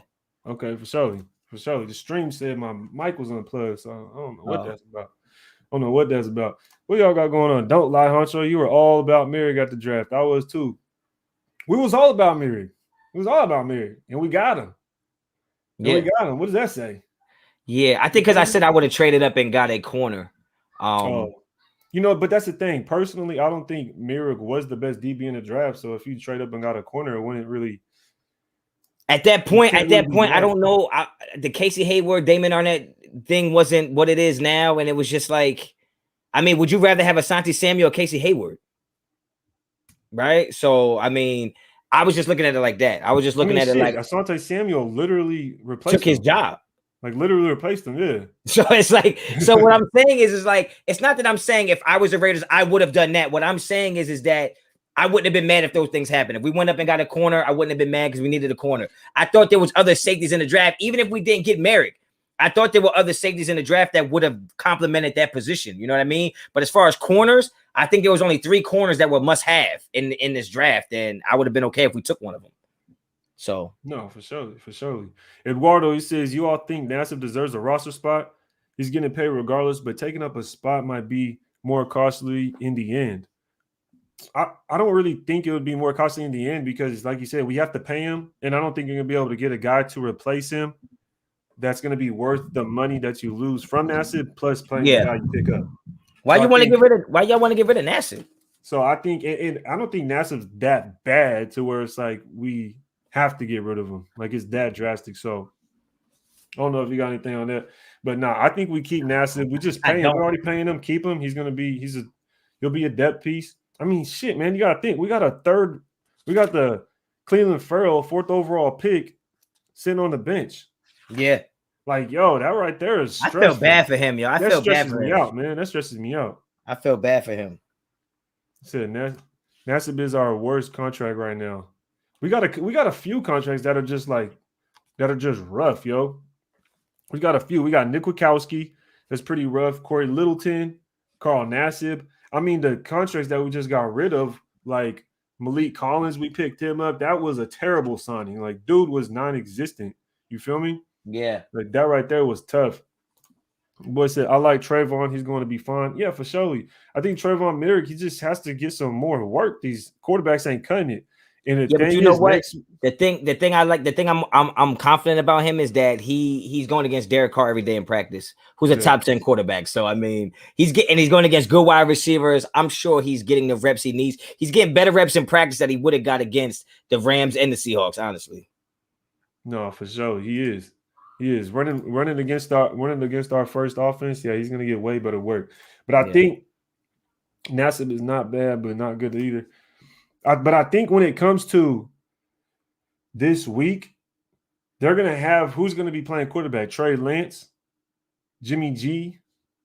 I think that if we're gonna be able to see Trey Lance out there playing against him, I think it'll be a little bit better because I feel like Trey Lance will at least There's no way we're throw seeing it Trey out. Lance. There's no There's way. no way. No. No. Not with the way our defensive line has been playing. Why the hell would you want him out there in the preseason? Yo, look, I don't. What said Trey Lance is going to test him this week? I don't know. Hey, but if Trey Lance is playing, he's going to throw the ball deep. Like most definitely, he's going to throw the ball deep. If he gets time, yeah, we're going to see. We're going to see. I don't know. See, the thing I'm confused about is I don't know if the third game of the preseason is a dress rehearsal for the first and seconds, or if it's the third and fourth. So now I don't know because I don't know what it. I just don't know what it means. I don't know what the third game is gonna. We never did this think in the before. past with the because it was 4 weeks, right? So I think in the past it was like the first 2 weeks you had the bench players, and then week 3 you would have a dress rehearsal and then rest them week 4. I think that's how it went in the past. Okay, so dress rehearsal was week 3. Yeah, but now there's only. Oh yeah, so we're weeks. not gonna see. We're not gonna see no. I don't even know if Trayvon Merrick's gonna play this week. Honestly. Said, yo, Ray, Central Cali Bear pulled up. What's good with it, boss? He said, yo, Ray and Honcho, if y'all played in the NFL, what numbers would y'all rock? No, that's a good question, man. Go ahead, Honcho. What you gonna rock? I only rocked one number in football, and I'm definitely getting my number because the person wearing my number right now, he giving that shit up, and that's number 7. Oh, snap. You know what? It's crazy. It's crazy because I was thinking the other day, like, damn, I like we want to get a Zay Jones jersey because the number 7 in the Raiders is fire. That shit look crazy. Then I was like, damn, I wish that would have been mirrored, yo. I wish that would have been mirrored. Now you see why it's all for full circle, right? Merrick, I like Merrick, the 7. He got drafted by the Raiders. I'm like, oh, he gonna wear the 7 in the black? That shit gonna be too fire, yo. No, that shit would have been fire. If I had to say, though, honestly, personally, I would say 21. That's just my number. 21 is hard. 21 is hard too.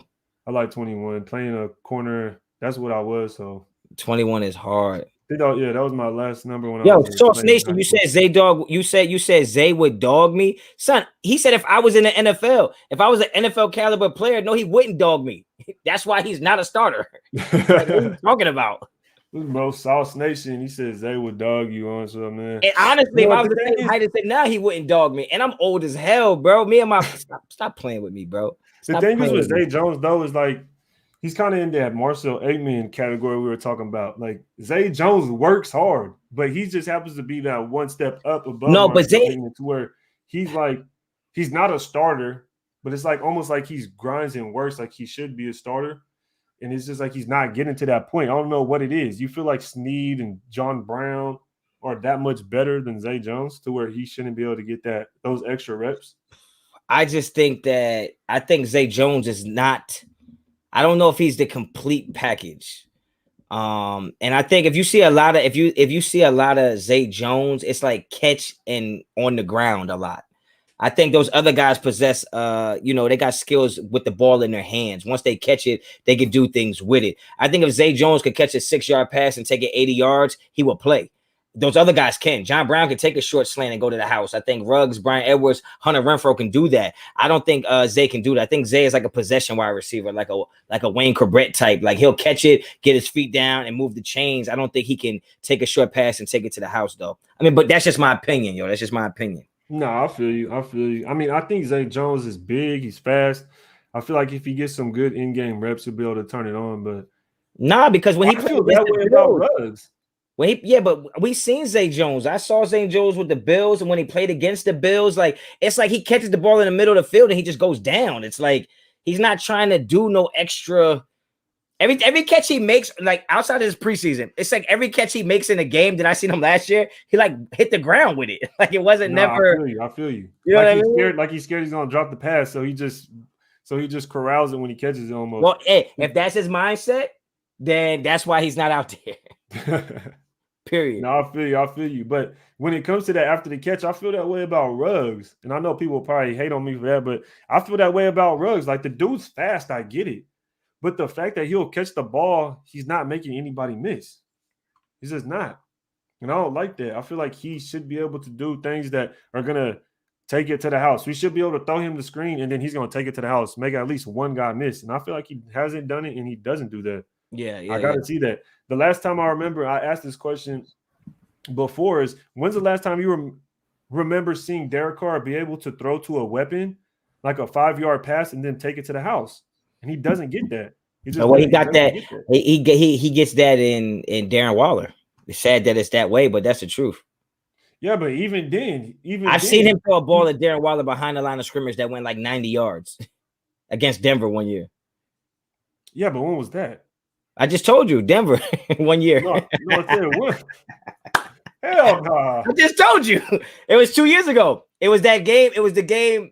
I think it was the game we came back and went for 2 and we didn't get it. So not last year, the year before that. Remember he threw that screen to Waller. Waller got caught on like the 10. He went like 90 yards. But it's still in the and that's my thing. It wasn't a damn touchdown. I'm not talking about no damn. It's got to be a finish with a touchdown because I'm tired of Kirk Cousins throwing a fucking screen 5 yards and Dalvin Cook taking that shit, making like 5 people miss, taking it to the house. And then that's a 50-yard pass from Kirk Cousins with the touchdown. What about, because I remember Derek Carr throws it to Darren Waller. We're playing the Packers. Darren Waller gets caught on like the inside, like the 5-yard line, barely a shoelace tackle. We don't even score on that drive. Don't score on that drive, yeah. We didn't score on this fucking drive. Well, I think that's look. I think. Listen to me now. They might not want to hear this in the chat, but let's keep it all the way thorough. I think that's 2 things. I think that might not be indicative of the receiver catching the ball as much as it is the receivers that's blocking downfield. And also, I don't know if we have play designs that are designed to actually go from 5 yards to the house. I feel like all our play designs are just to get a first down. It just feels like that. Like the blockings aren't set up downfield. There's no cutback alleys. There's none of that. So he don't get that. You're right. That doesn't happen. That's what I'm saying. We need, because this is the thing. Do you remember when we were playing the Chargers? We had Amari Cooper. This is the last time I really remember. We had Amari Cooper. We were playing the Chargers. We throw a screen. Amari Cooper makes like 2 guys miss, and he takes that shit to the house. I don't know if you remember that. Yeah. He makes one dude miss with 1 cut, and then he goes up and he just cuts one more time and just basically goes around him up for a touchdown.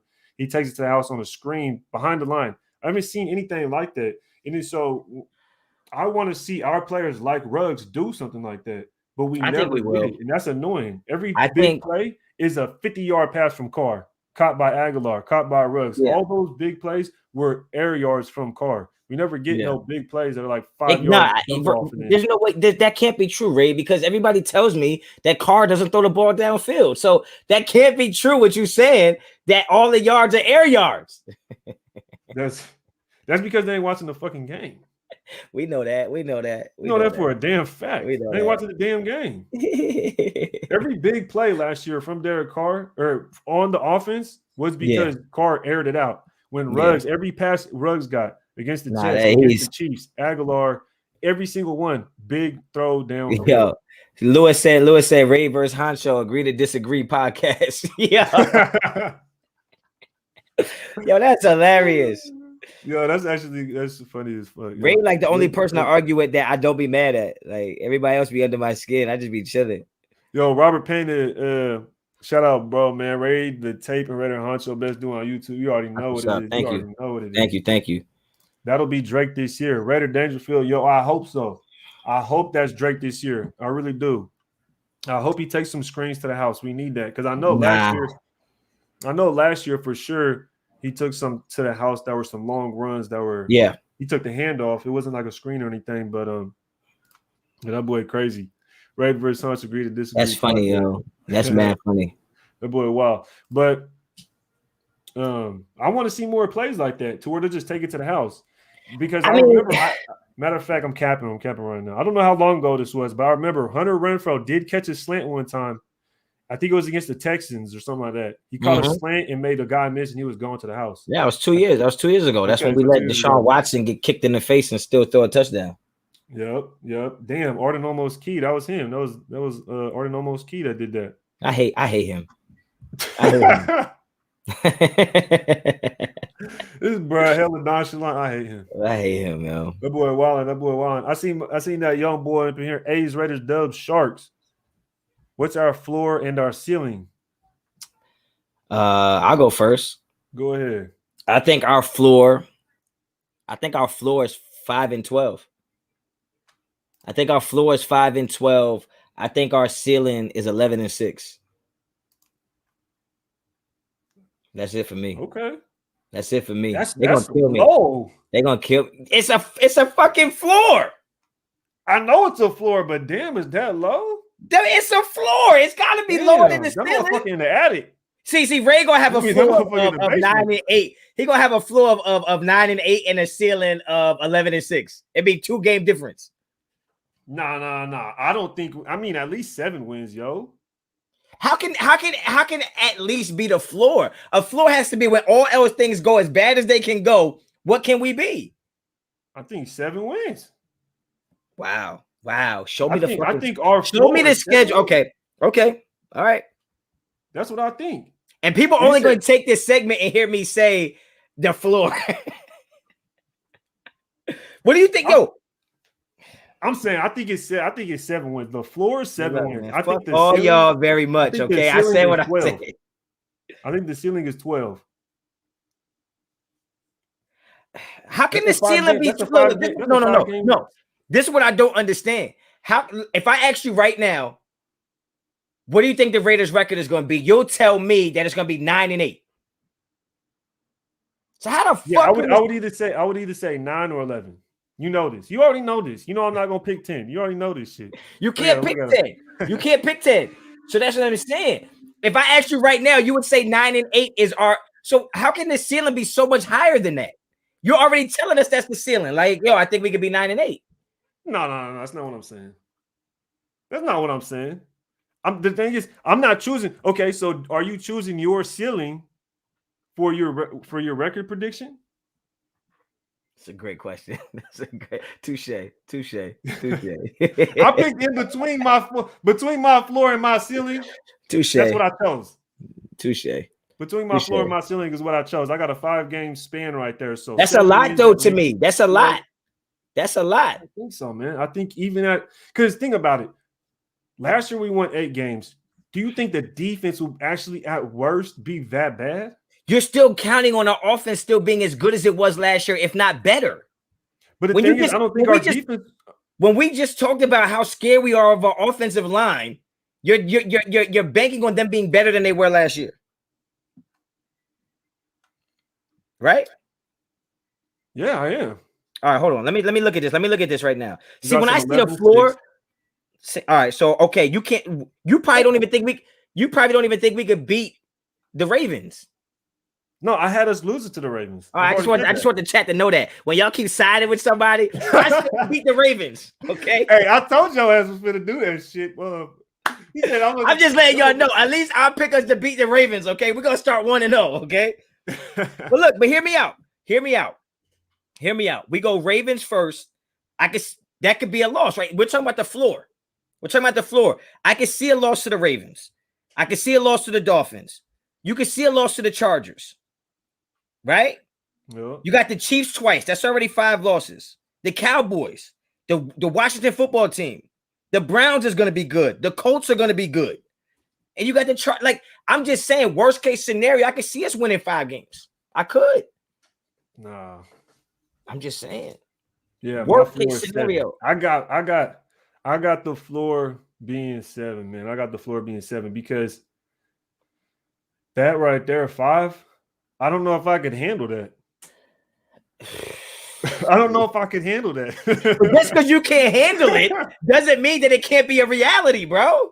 I can handle that. If things don't happen that I can handle. Okay, man. Okay. Let me ask you, how many games do you think we win if we only average 23 points a game?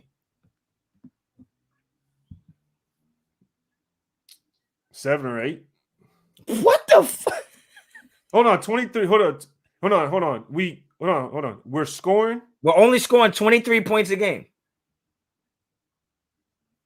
Yeah, man. All right. How can somebody say the worst we can do is 8 and 9? Put Mike Nizer up there. Mike Nizer says something foolish. No. See, What? even though I said 7, even though bro right here said 11 and 6, 8 and 9.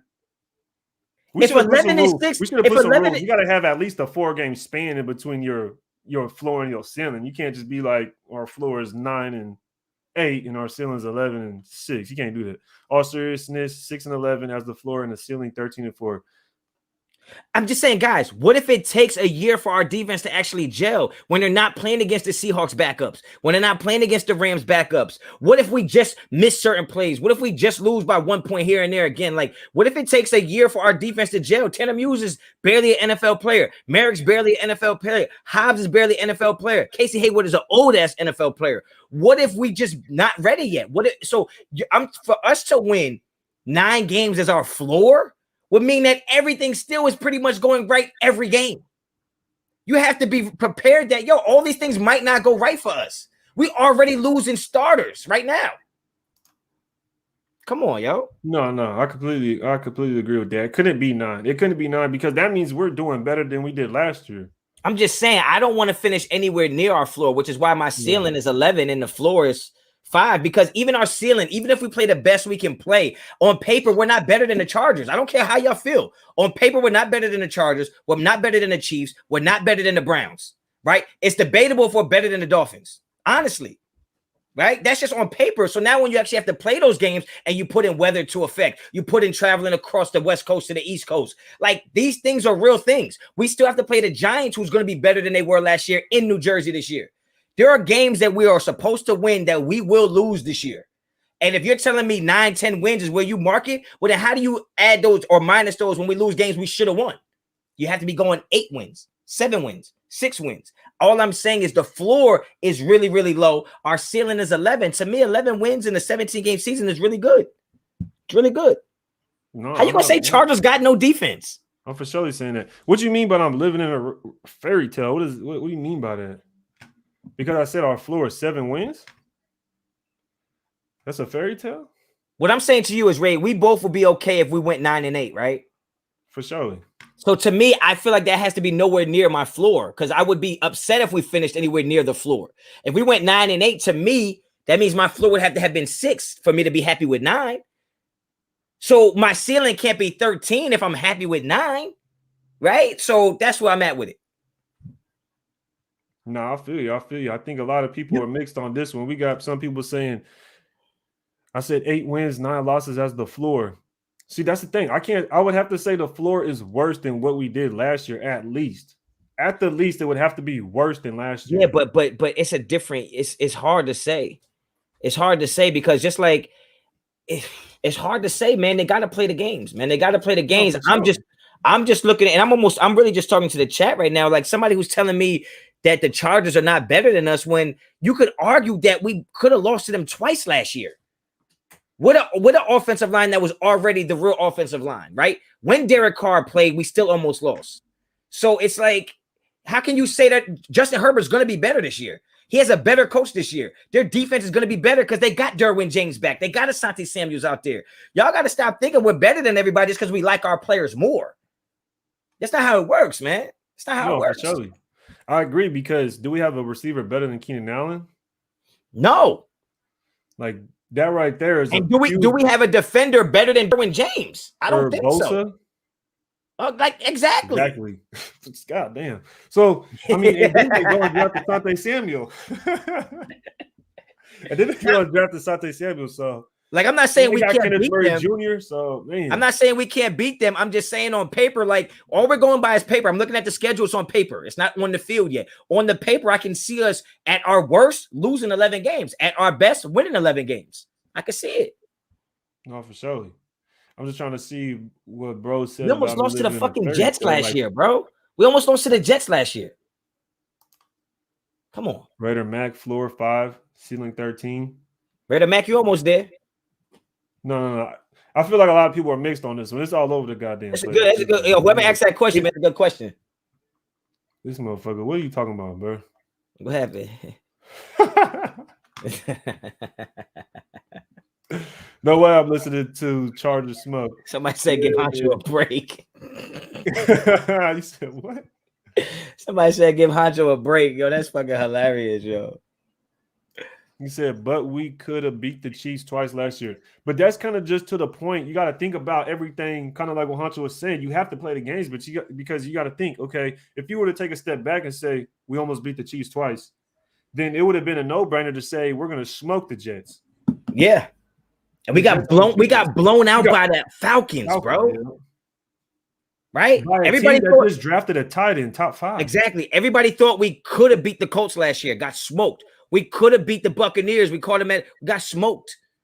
Like I don't think we're as close as people think just because we want to remember the good moments and not the bad moments. Like you got to remember that like there was really poor play last year. There was very poor coaching last year. We have crumbled 2 seasons back to back in the second half of seasons. So at the end of the day, you guys that are thinking our floor is 9 wins and our ceiling is 13, based on what?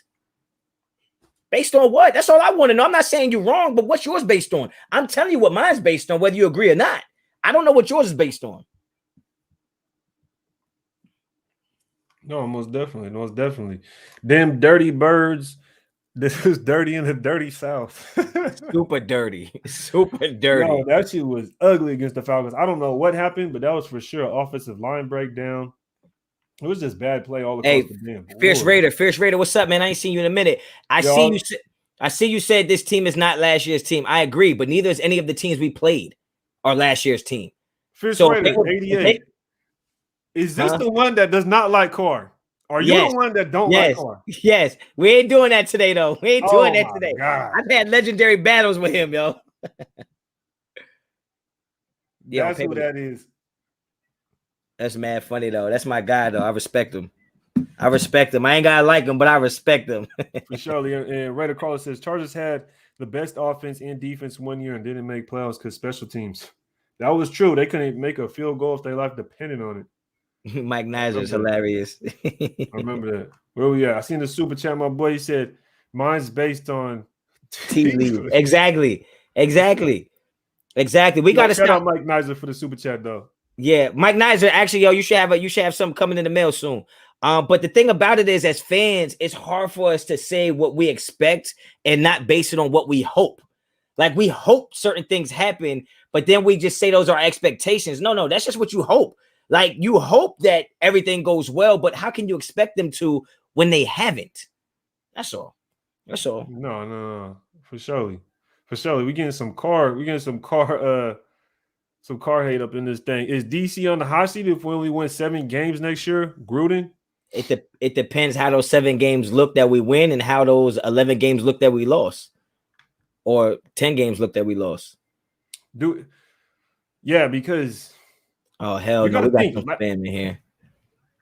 What? Webcam girls is in here spamming us, bro. See, when the light skinned dudes get together, they start spamming us with the webcam hot girls. Get this out of here, man.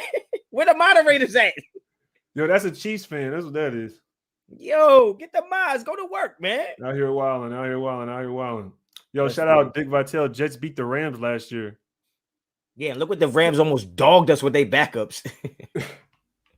No, man. But I think with the thing with DC, though, I like DC. So it's hard for me to say it's hard for me to say, okay, based on the reasons I like DC, that he's going to come out and for some reason play poorly to where he would lose his job this year. Like, I just don't see that. He would have to do a complete 360.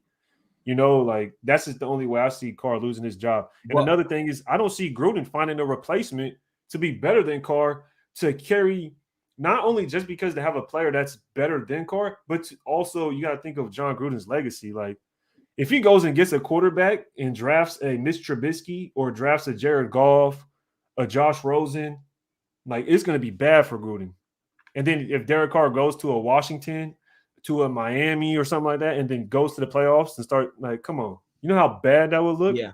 You know how bad that would look? I would be on the side spazzing. Look, I'm telling you right now, I'm not gonna get heated.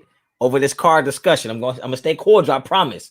But I think you hit it on the head, man. Unless you have somebody to replace Derek Carr, you can't get rid of him. Period. No matter how much you like him or blame him for anything, if you don't got somebody that's better than him and probably older than him, you don't replace him. I don't think that Gruden just can't develop quarterbacks. He's never have developed quarterbacks. He actually ruins young quarterbacks. So yeah, to Ray's point, I don't think that you can get rid of Carr. And if you get rid of Carr, that means you're saying it wasn't the offensive line's fault. It wasn't the defense's fault. It wasn't any of the coach's fault. It was purely Derek Carr's fault. And I don't think we have many losses on our record in his career that were purely on Derek Carr's shoulders. So I don't see that happening. No, for sure. This man said, imagine if Honcho drank his pre-workout, he might be throwing his damn mic. I can't even drink pre-workout, man. It make my heart crazy. I can't mess with that shit make my heart crazy. I can't mess it. I got a heart murmur, yo, so I can't fuck with irregular heartbeat shit like pre-workout. I can't do that. Jesse wrote is, can we get a peek? Yo, this man wild. Can we get a peek at that's for the Raiders live show after hours. Yeah, that's the Honcho, that's the Raider Honcho uncut. Have all the Raiders up here tripping. Oh shit. We have not had consistent quarterback play like Derek Carr since Rich Gannon. I mean, Thanks. shit. I would go even as far as I might not even want to say that. Y'all might be. No, we've had consistent quarterback play. It just hasn't been consistently good. Right? Like what's his name? Damn, I can't remember his name right now. What's the old boy that went to wide receiver after he came out? He left us, yo. Terrell Pryor. Terrell Pryor was consistent because he was very limited. He was a consistent running quarterback. I mean, in this day and age, the way we run read option now with RG3 did it and Lamar Jackson or whatever the case may be, he would be a good weapon to have as quarterback. I'm gonna go ahead and say Rich Gannon wasn't even as consistent as Derek Carr, and I'm gonna say that. We'll put that out there. Go ahead and go look at Rich Gannon's stats. Go ahead and look at whatever you want to look at when it comes to Rich Gannon. He was good for like 2-3 years. That's it. We had him for like 2-3 years. That was it. Well, you already know. I've already died on the hill of that. Derek Carr is talent-wise the best quarterback we've had. So Rich Gannon to me is more. I think a lot of Rich Gannon's success comes off of having a ranked 6th defense in the NFL. He also had a 9th ranked defense in the NFL, and I think like a 12th ranked defense in the NFL. All 3 of those years that they were successful, and they gave him the ball with good field position. I don't think the stress factor is on Gannon the way it's been on Carr. You take a drive from Rich Gannon, it's more laid back. You had Charlie Garner, you had weapons like Jay Rice, Tim Brown, Jerry Porter at times. I think no matter how close the stats may be, and I don't even think they're that close, but no matter how close the stats may be, everything Derek Carr done is under duress and under stress. Like, it's like if you had to make a 2-foot putt versus a 20-foot putt. Yeah, you both made putts, but mine was from 20, yours was from 2. So mine was way more stressful and should get way more props for making it. I think that's how it is with Derek Carr. Everything he does is just so much stress involved with it, man. Seriously. It's nothing easy for that guy. Nothing easy. For surely. West Coast said DC didn't have the defense as Gannon did. Exactly. Facts. Exactly.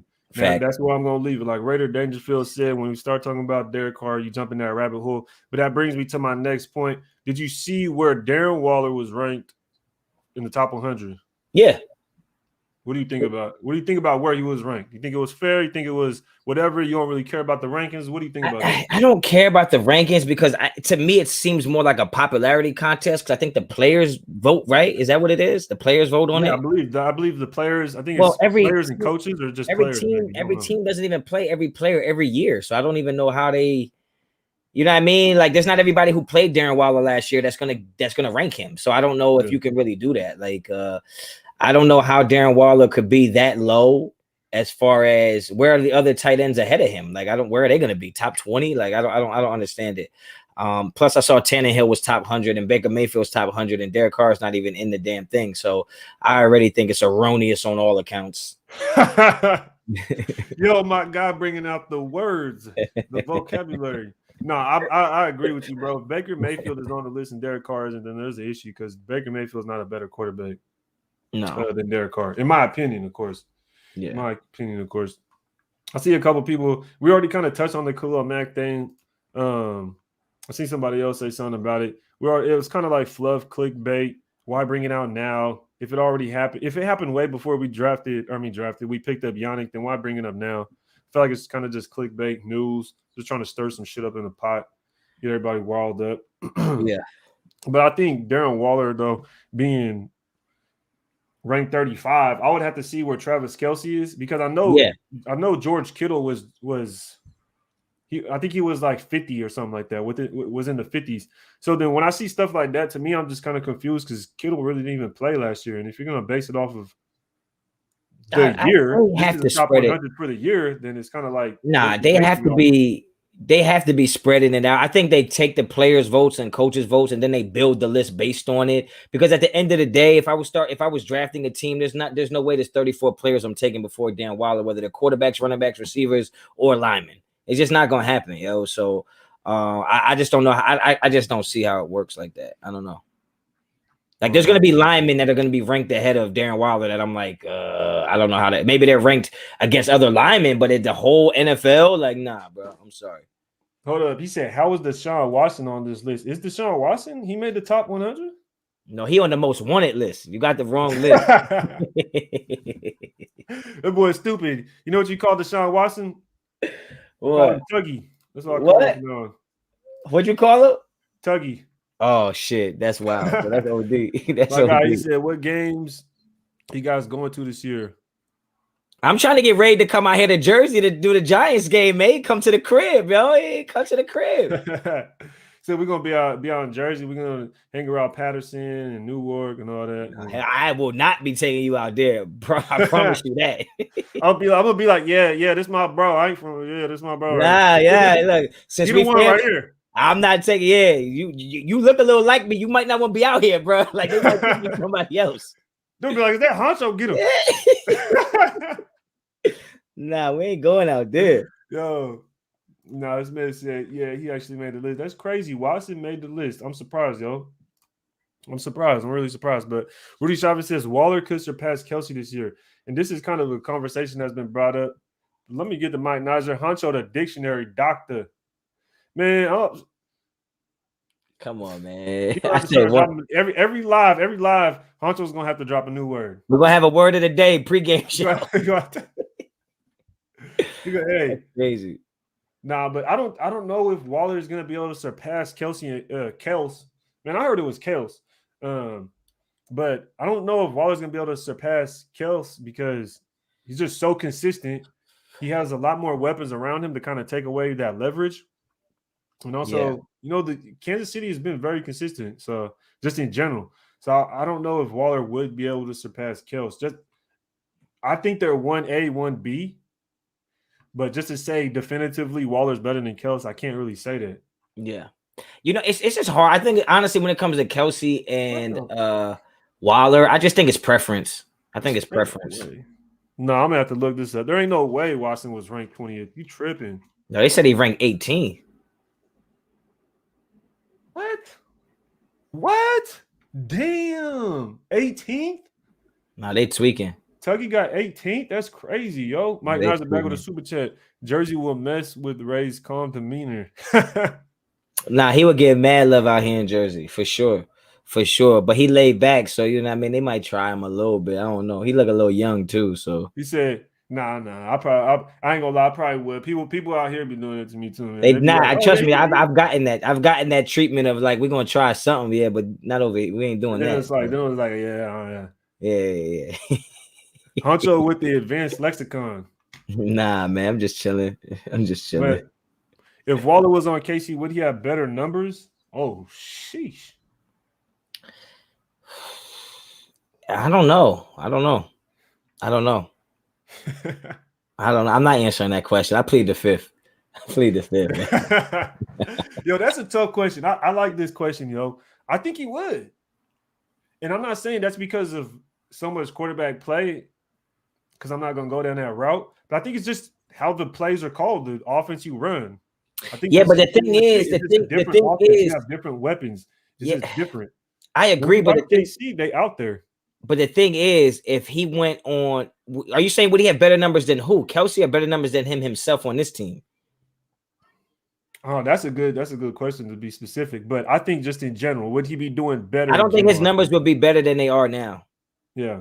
Because I feel like he's our best receiver here. He would go there and still be the number 2 receiver there. So I don't know. Oh, hey, Central Cali Bear. We're working on a date for the fantasy draft, Joe. Don't worry, I got you, man. I put it out there. It's probably either going to be September 6th or 7th. I'm trying to just get a better date for it because some people couldn't make the original date. So it's probably going to be the 6th or 7th of September. I definitely want to wait till after all the preseason games so nobody's getting hurt that we drafting and stuff like that. So look around the 6th or 7th. Okay. You should get in there. He brought up the fantasy football league. This is a little bit off topic, but I'm gonna ask you, what's your? I don't know if you want to put your information. We in the same league. No, I'm not telling you shit. No. Yeah, I don't think. Yeah, we in a different league. Yeah, we in a different league. I don't think we're in the same league as Central Cali Bears. But okay. I thought you were gonna ask me. What's your? You don't have to say it. You don't have to say it. But what's your strategy? How do you go about fantasy football? Typical light skin man trying to ease information out of people. What do you mean, man? You're in a league with me. I can't say what draft pick do you have in our league? Bro, I'm like almost last because we had to redo the shit. I saw that shit, yo. That was messed up. I'm pick number 3. I'm pick number 3 right now, and I'm third last. All right. So what you want to know? No, I was just gonna talk about fantasy football. If you had any word on fantasy football, any strategies, any tips? I actually no. My strategy. Look, man. My strategy is I build a team with the players I want, and I win, lose, or draw based on that. The players I want are the players I draft. I don't do too much of the value picking and, oh, you should have got him there, especially in a league like ours where there's 12 people. It's like you can't sit here and be like, all right, I'm going to pick him now, and then later on if there's a guy I want and he's there, I'm taking him. And we'll let the chips fall where they may, because a lot of times the fantasy football league is won and lost on the free agent wire, like on the wires. So it's like you can draft a great team. If you don't make good free agent pickups for bye weeks and injuries, then it ain't really going to matter. So I draft the people I want, and, we see what happens. Okay, you heard it here first, man. You got the tips from Raider Honcho on. No, it ain't. No, don't do like me, man. Don't do like me. You got some insight on the fantasy football tips right there, yo. That's that bullshit. He said, I've done asked like 4 times. You think Abram a starter or not? Because he played a decent amount of series. I for surely think he's a starter. Yeah, this is what happens, Joe. This is what happens. You got to play. If you're going to play second and third guys, you got to have a few starters out there with them, especially if they're the guys that make the calls, right? Because it's like you can't have a third string guy out there making calls for your defense, because then nobody's going to be on the right page. Nobody's going to have that, that like know what the offense is running to be able to change out of certain things and different coverages, different looks. So it's not surprising to see Abram out there. He's just getting reps like everybody else, man. I think he's definitely a starter. What you mean by get a live mock draft going? What you mean by that, boss? What you mean by that? Like do a fake draft? Shit. Hey, next year when the draft crack off, and now that we catching ground on this YouTube, it's gonna be lit. Yo. Drafts, yo, I'm telling you right now, I'm excited for next year's draft already, just based on this year's draft. You feel me? No, most definitely, man. I didn't get a chance to really catch any ground. I don't even think I started my YouTube. Really. Did I bring you? I didn't bring. Draft. I thought I brought you on the channel for at least one of the days, though. I think I did hop on. I think I had you on there. I felt bad because like Samoan was supposed to have it on his channel, but not that he came over to my channel is not why I felt bad, but he had like 8 guests lined up already. So then I had to bring the guests on, but I didn't know him. So I'm like, I'm deading people and shit, muting people. It was bad for me, man. I felt bad for certain people that were supposed to get on. I was just exiting people out, yo. I ain't know.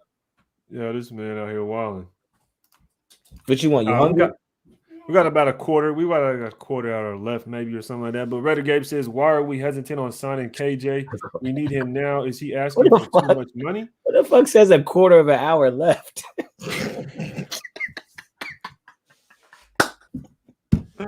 No wonder they think I got vocabulary. They listen to this shit. Oh shit! All right, go ahead. Man was thinking about that. That shit threw me off. You like, oh shit! Got a quarter of an hour left. Oh shit! All right, go ahead. Go ahead. I think it is. I think with KJ right though, I think it is just money and probably situational based on like being a starter, like a first day starter, something like that. So he came in, he left. So I don't know what the situation with that is. Yeah, I don't know. I'm not one of them guys that tries to act like I know. I'll give you my opinion if there is little information that I can build an opinion off of. But if I don't have any information, I can't even give you an opinion, man. That's just me talking. I don't want to do that. So I don't have any information about why he left the building that day. Because at the time he left the building, it didn't matter to us. You know what I mean? So, But said it's more about Andy Reid. I'm not sure what he's talking about. He must be talking about Kelsey's production. Kelsey's been good since. Kelsey's always been good, though. Yeah, he's always been good. He had Alex Smith and he was good. So we better than the Chargers. Gus Bradley still knows that defensive personnel, 5-1 in the division, 12-5 overall. Gus Bradley still knows that defensive personnel. Do you mean the offensive personnel? No, I guess he's saying he knows how we're going to score on them. Like he'll know. Okay. But that's the problem, though. It doesn't matter how many points we score on them. It's how many points we don't let them score on us. Yeah. Lewis asked me about Honcho, what you think about Pacquiao taking that L. If you was on my live the night that the fight was, I said Ugas is a terrible matchup for Pacquiao. I am not surprised that he lost to him. That was a bad match. Ugas is a tough matchup for everybody. Them Cuban fighters, man. I think he Cuban. That they fight different, man. They know how to score points, and he's a big dude. To me, he beat Sean Porter, so I wasn't surprised about that. Yeah, y'all gonna be on me now, huh, motherfucker? Yo, that shit is hilarious, bro. Say, yo, so did you hear about Gervonta Davis surviving a minor plane crash? Oh, yeah, you know I heard that because I listen to all plane crashes. That's why I don't get on them damn things. Yeah, I heard about that. But his plane crash taking off, I think, which is probably, you know, that's where you want it to happen. You don't want it to be crashing mid from 30,000 feet in the air. So God bless him. Yeah, that's crazy, man. That's crazy. I'll be driving. I've been in a bad car accident, so yo, we mentioned boxing. We mentioned 2 boxing comments. Somebody said, "Why are we talking boxing?" My bad, man. You know I like that shit. My bad. My boy said Chargers overrated. By who? I think they're overrated. Overrated by who? Who has them doing anything? Everybody.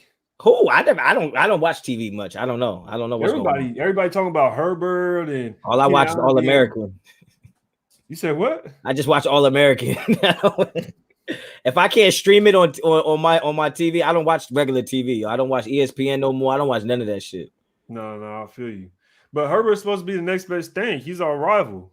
And I think they tie Herbert being rookie of the year, being showing that he was showing out last year.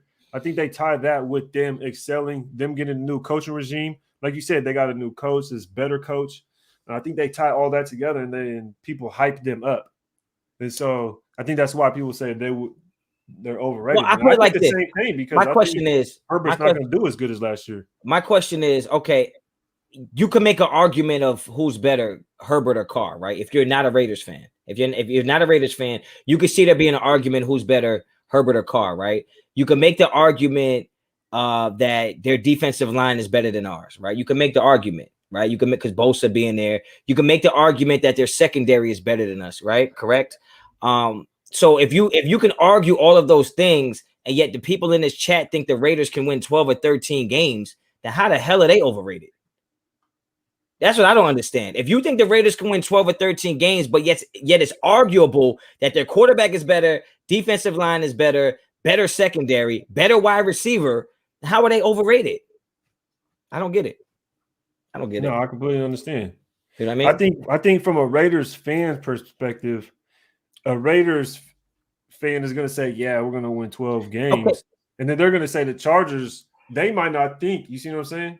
But me personally, if you ask me personally, I think they're overrated because I think a lot of it is banked on Herbert of the quarterback play. So, yeah, you can make the case that they have a better defense, right? I feel like they had a better defense than us last year, and we still won. Herbert was Herbert last year, and that's what they're banking on. So that's my point. And I don't think Herbert's going to do as good as last year. I think competence.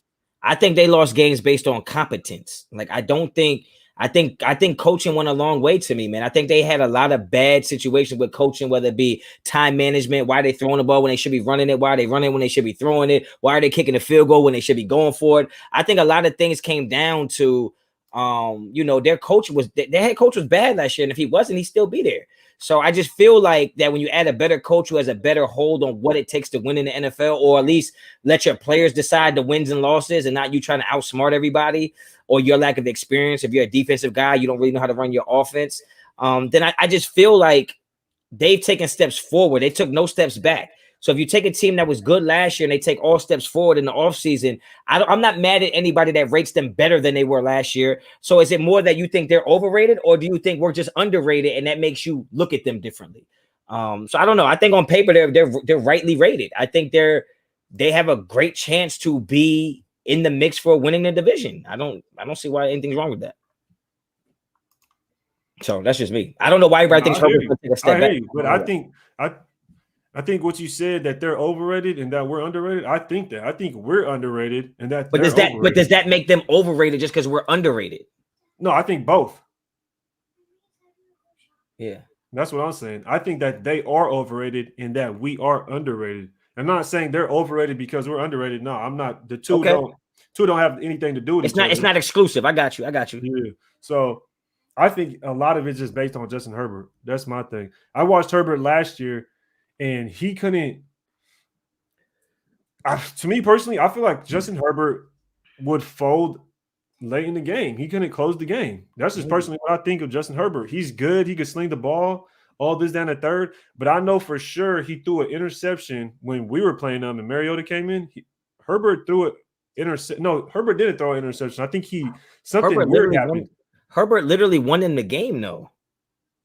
He threw that long ball down there all the way to the 2, and then he quarterback snuck it in for the touchdown. So you could say he won that game. If you go back to the game we beat them, he threw a ball that was good enough to win the game. We just got lucky, honestly. We got lucky because both of those passes in a row should have been caught, bro. Like Brian Edwards catches those passes. Crabtree catches those passes for Derek Carr. His receiver let him down that game. They should have beat us, man, because they had the ball last with the quarterback on the field who drove them all the way down the field. Let's not mistake that. He got them all. Well, I think we had a couple pass interference calls, to be fair, but he got them down the field. He made the throws to win the game. They didn't lose a lot of games last year because of Herbert. Just like we didn't lose a lot of games because of Derek Carr. So hold on. That's where I disagree because I think they did. Me personally, I feel like they did lose games because he would throw picks late. Because when they were playing the Chiefs, he threw a pick late. When we were playing him, Mariota throws a pick. Chris Harris Jr. takes it to the 30, and they couldn't even kick a field. They couldn't even get in field goal range and kick a field goal and make a field goal. And that was in the drive before that. I believe Herbert threw an interception.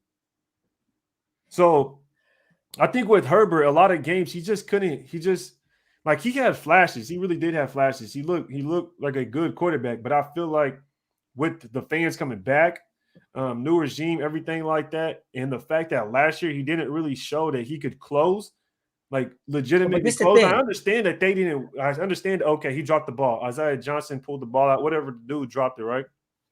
But at the end of the day, our defense was straight ass. Yeah, but you're talking about a guy who was 6-9 as a starter last year, 66% passing completions, right? 4,300 yards, 31 touchdowns, and 10 picks. I think they're rightfully able to say that, like, yo, this guy is going to continue to get better. Why does his team not get better? We put all these weapons around Derek Carr, and we think our team gets better.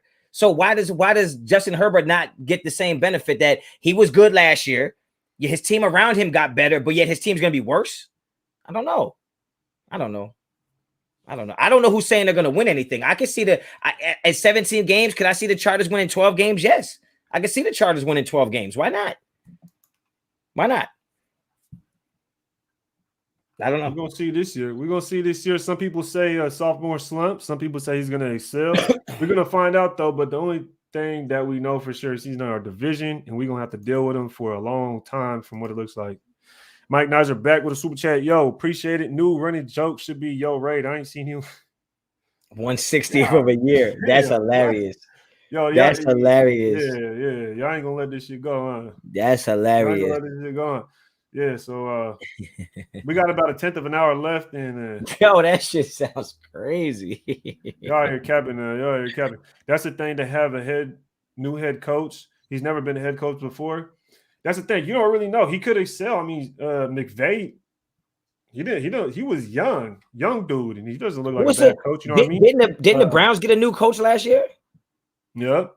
I don't want to say it was Cliff Kingsbury or nah. He's with the Cardinals. Okay, yeah, that's the Cardinals. Okay, so yeah, he's another young dude. But I think That was the first round head coach. I think like House or somebody or Kitchens was their quarterback, and then they went and got a new quarterback, and he had Baker Mayfield. You mean to tell me you bringing a new coach that has freaking, you know what I mean? I like Justin Herbert, man. Don't call me Charger Honcho, man. Come on, don't do that. Don't do that. Herbert's sophomore slump. I'm We'll just being see. real We'll with see it. if he has a sophomore slump, man. We'll see. But even a sophomore I'm not gonna slump say is that. okay because I'm not saying they're going to be 10, 11, 12 wins because of Justin Herbert. I have respect for Asante Samuel. I have respect for Bosa. I have respect for Derwin James, who didn't play last year. So you take a team that won 6, 7 games last year and you put a defense on the field that's better. Damn, bro. Like, what are we talking about? If the Raiders had the same season they had last year with 8 wins and you give them Derwin James, Asante Samuel Jr., and Joey Bosa, you don't think we're better? Come on, man. Come on, man. Yeah, so that dude's name was Kevin Stefanski. That's what I remember. Exactly. That's what it was. I mean, that's the thing, though. If he is what everybody's talking about, we'll have Justin Herbert in the division. We'll have Patrick Mahomes in the division. And then Teddy Bridgewater. Teddy Two Gloves. Teddy Bridgewater. What the hell that man finna do? We'll go ahead and end it on this. What the hell? Who's this? Paul Drew Lock for MVP. What does that mean? What is MVP? What does MVP mean to you, Paul? That ain't it. That ain't it, fam. Yeah. But what do you think? You think Drew Lock gonna play for the Broncos or you gonna be as Bridgewater? I think it'll be Bridgewater. But I think if they're in a situation where they have to push the ball down the field, I think you might have to go Drew Lock because Drew Lock is just crazy. He just lets it fly. I don't know if Teddy Bridgewater could push the ball. So, but with their defense, I think Teddy Bridgewater is a good quarterback to have with that defense. Honestly, that's a solid defense over there, man. That's a solid defense. Yeah, that boy Patrick Surtain doesn't look like it was a bad pick at all. I think they picked up a solid corner. Did they pick up Kyle Fuller? Yes. Jesus Christ. And they already had one of the best safeties in the NFL. Yep, and they get Von Miller back. They got what's his name? Bradley Chubb. Like, let's stop act like y'all just think y'all just I understand we're Raiders fans, but at the end of the day, you have to start looking at it objectively and do your homework on what other teams have. So then you know how we match up against them and know how we can beat them. I'm not saying we can't beat none of these teams, but you guys are making it seem like the only way we can beat teams is if they suck. Because the minute I say a team is good, now it's like, oh, well, you don't think our team is good. No. In order for us to be good, we have to beat good teams. That doesn't mean that teams in our division can't be good too. Like the Chargers are going to be good. Denver Broncos are going to be better than they were last year. The Chiefs are going to be the Chiefs. That doesn't mean we can't beat them, but let's not act like they didn't improve and do the right things in the offseason. That's all. That's all. No, I 100% agree with that. You got to keep an even playing field when you start talking about other teams. You can't be biased, and that's the only way you're going to not be surprised when you go ahead and play these teams. Von Miller is washed up, but I guarantee you people were talking about the Raiders should go after Von Miller in the offseason. But see what I mean? Like, we can't do that, yo. We got to be objective, man. No, I agree. You can't be biased. You can't sit here and say, "Oh, the Raiders are going to be the best because you like them now." No, you can't. You can absolutely be biased, but you can't trash people because they're not biased. You can be biased, right? That's fine. You're a fan. That's cool. But don't trash somebody who's basing his opinion off of, facts and what I've seen. And you're just judging yours based on your bias to your team. That I don't down me for that. Don't call me a Chargers fan or a donkey or anything like that. Just because I can admit that those players are good. Because look, we'd be happy as hell if we got rid of Carr, we got Herbert. We'd be happy as hell if Keenan Allen was our number one. We'd be happy as hell if Derwin James was on our team, and if he couldn't stay healthy. So because they got him, we can't think they're any less of good players just because they're not on our team. It's just the facts. No, for sure, man. I think we're going to wrap it up with that, though, man. Appreciate everybody in the chat pulling up. Everybody tripping in the chat right now. Everybody's just talking about something different, man. Ex-Chargers. We got Notice Gruden to play our first stringer preseason. Mistake, my opinion. I don't know if we're going to see the starters, man. We were talking about that earlier. I don't know. I don't know if we're going to see the starters. I don't know. Yes, sir. You already know Honcho for real. Whether I'm right or wrong, man. This is what I feel. That's what you're going to get. No, for sure. But we're going to wrap it up with that, man. We were approaching about 2 hours. Yo, we just randomly popped up on the line, man. And we just wanted to do our thing. I haven't talked about the game or anything popped up since the game. So I for sure wanted to get with the nation and see what the squad was talking about. But Honcho, what you got for the chat before you go, man? Man, I ain't got nothing, man. Appreciate y'all popping up, man. Y'all been on here, stayed on here 2 hours, man. So, you know, if you could deal with us for 2 hours, man, y'all could deal with anything, man. And I will save some energy for the bench press. Because you already know I gets busy on the bench press. You know what I'm saying? That is what it is. But yeah, man, look out for that pregame show with Ray and Honcho, man. It's going to be fire. We're going to be bringing nothing but facts, nothing but energy. And where else would you want to spend your pregame than with us, man? You already see what type of vibe we on. And we in the chat. We don't just get caught up all the time in our conversations. Ray does a great job with getting in the chat, man. So we add great balance to our show when we on together. And I think it's going to be a good season, man. I look forward to it. Yes, sir. Yes, sir. You already know. Pre-game live show dropping real soon. Week 1. Stay tuned. That shit gonna be lit. You already know what the business is. Appreciate everybody pulling up. Yo, Honcho, appreciate you pulling up, dog. Y'all already know what it is. Until next time, y'all ready to take.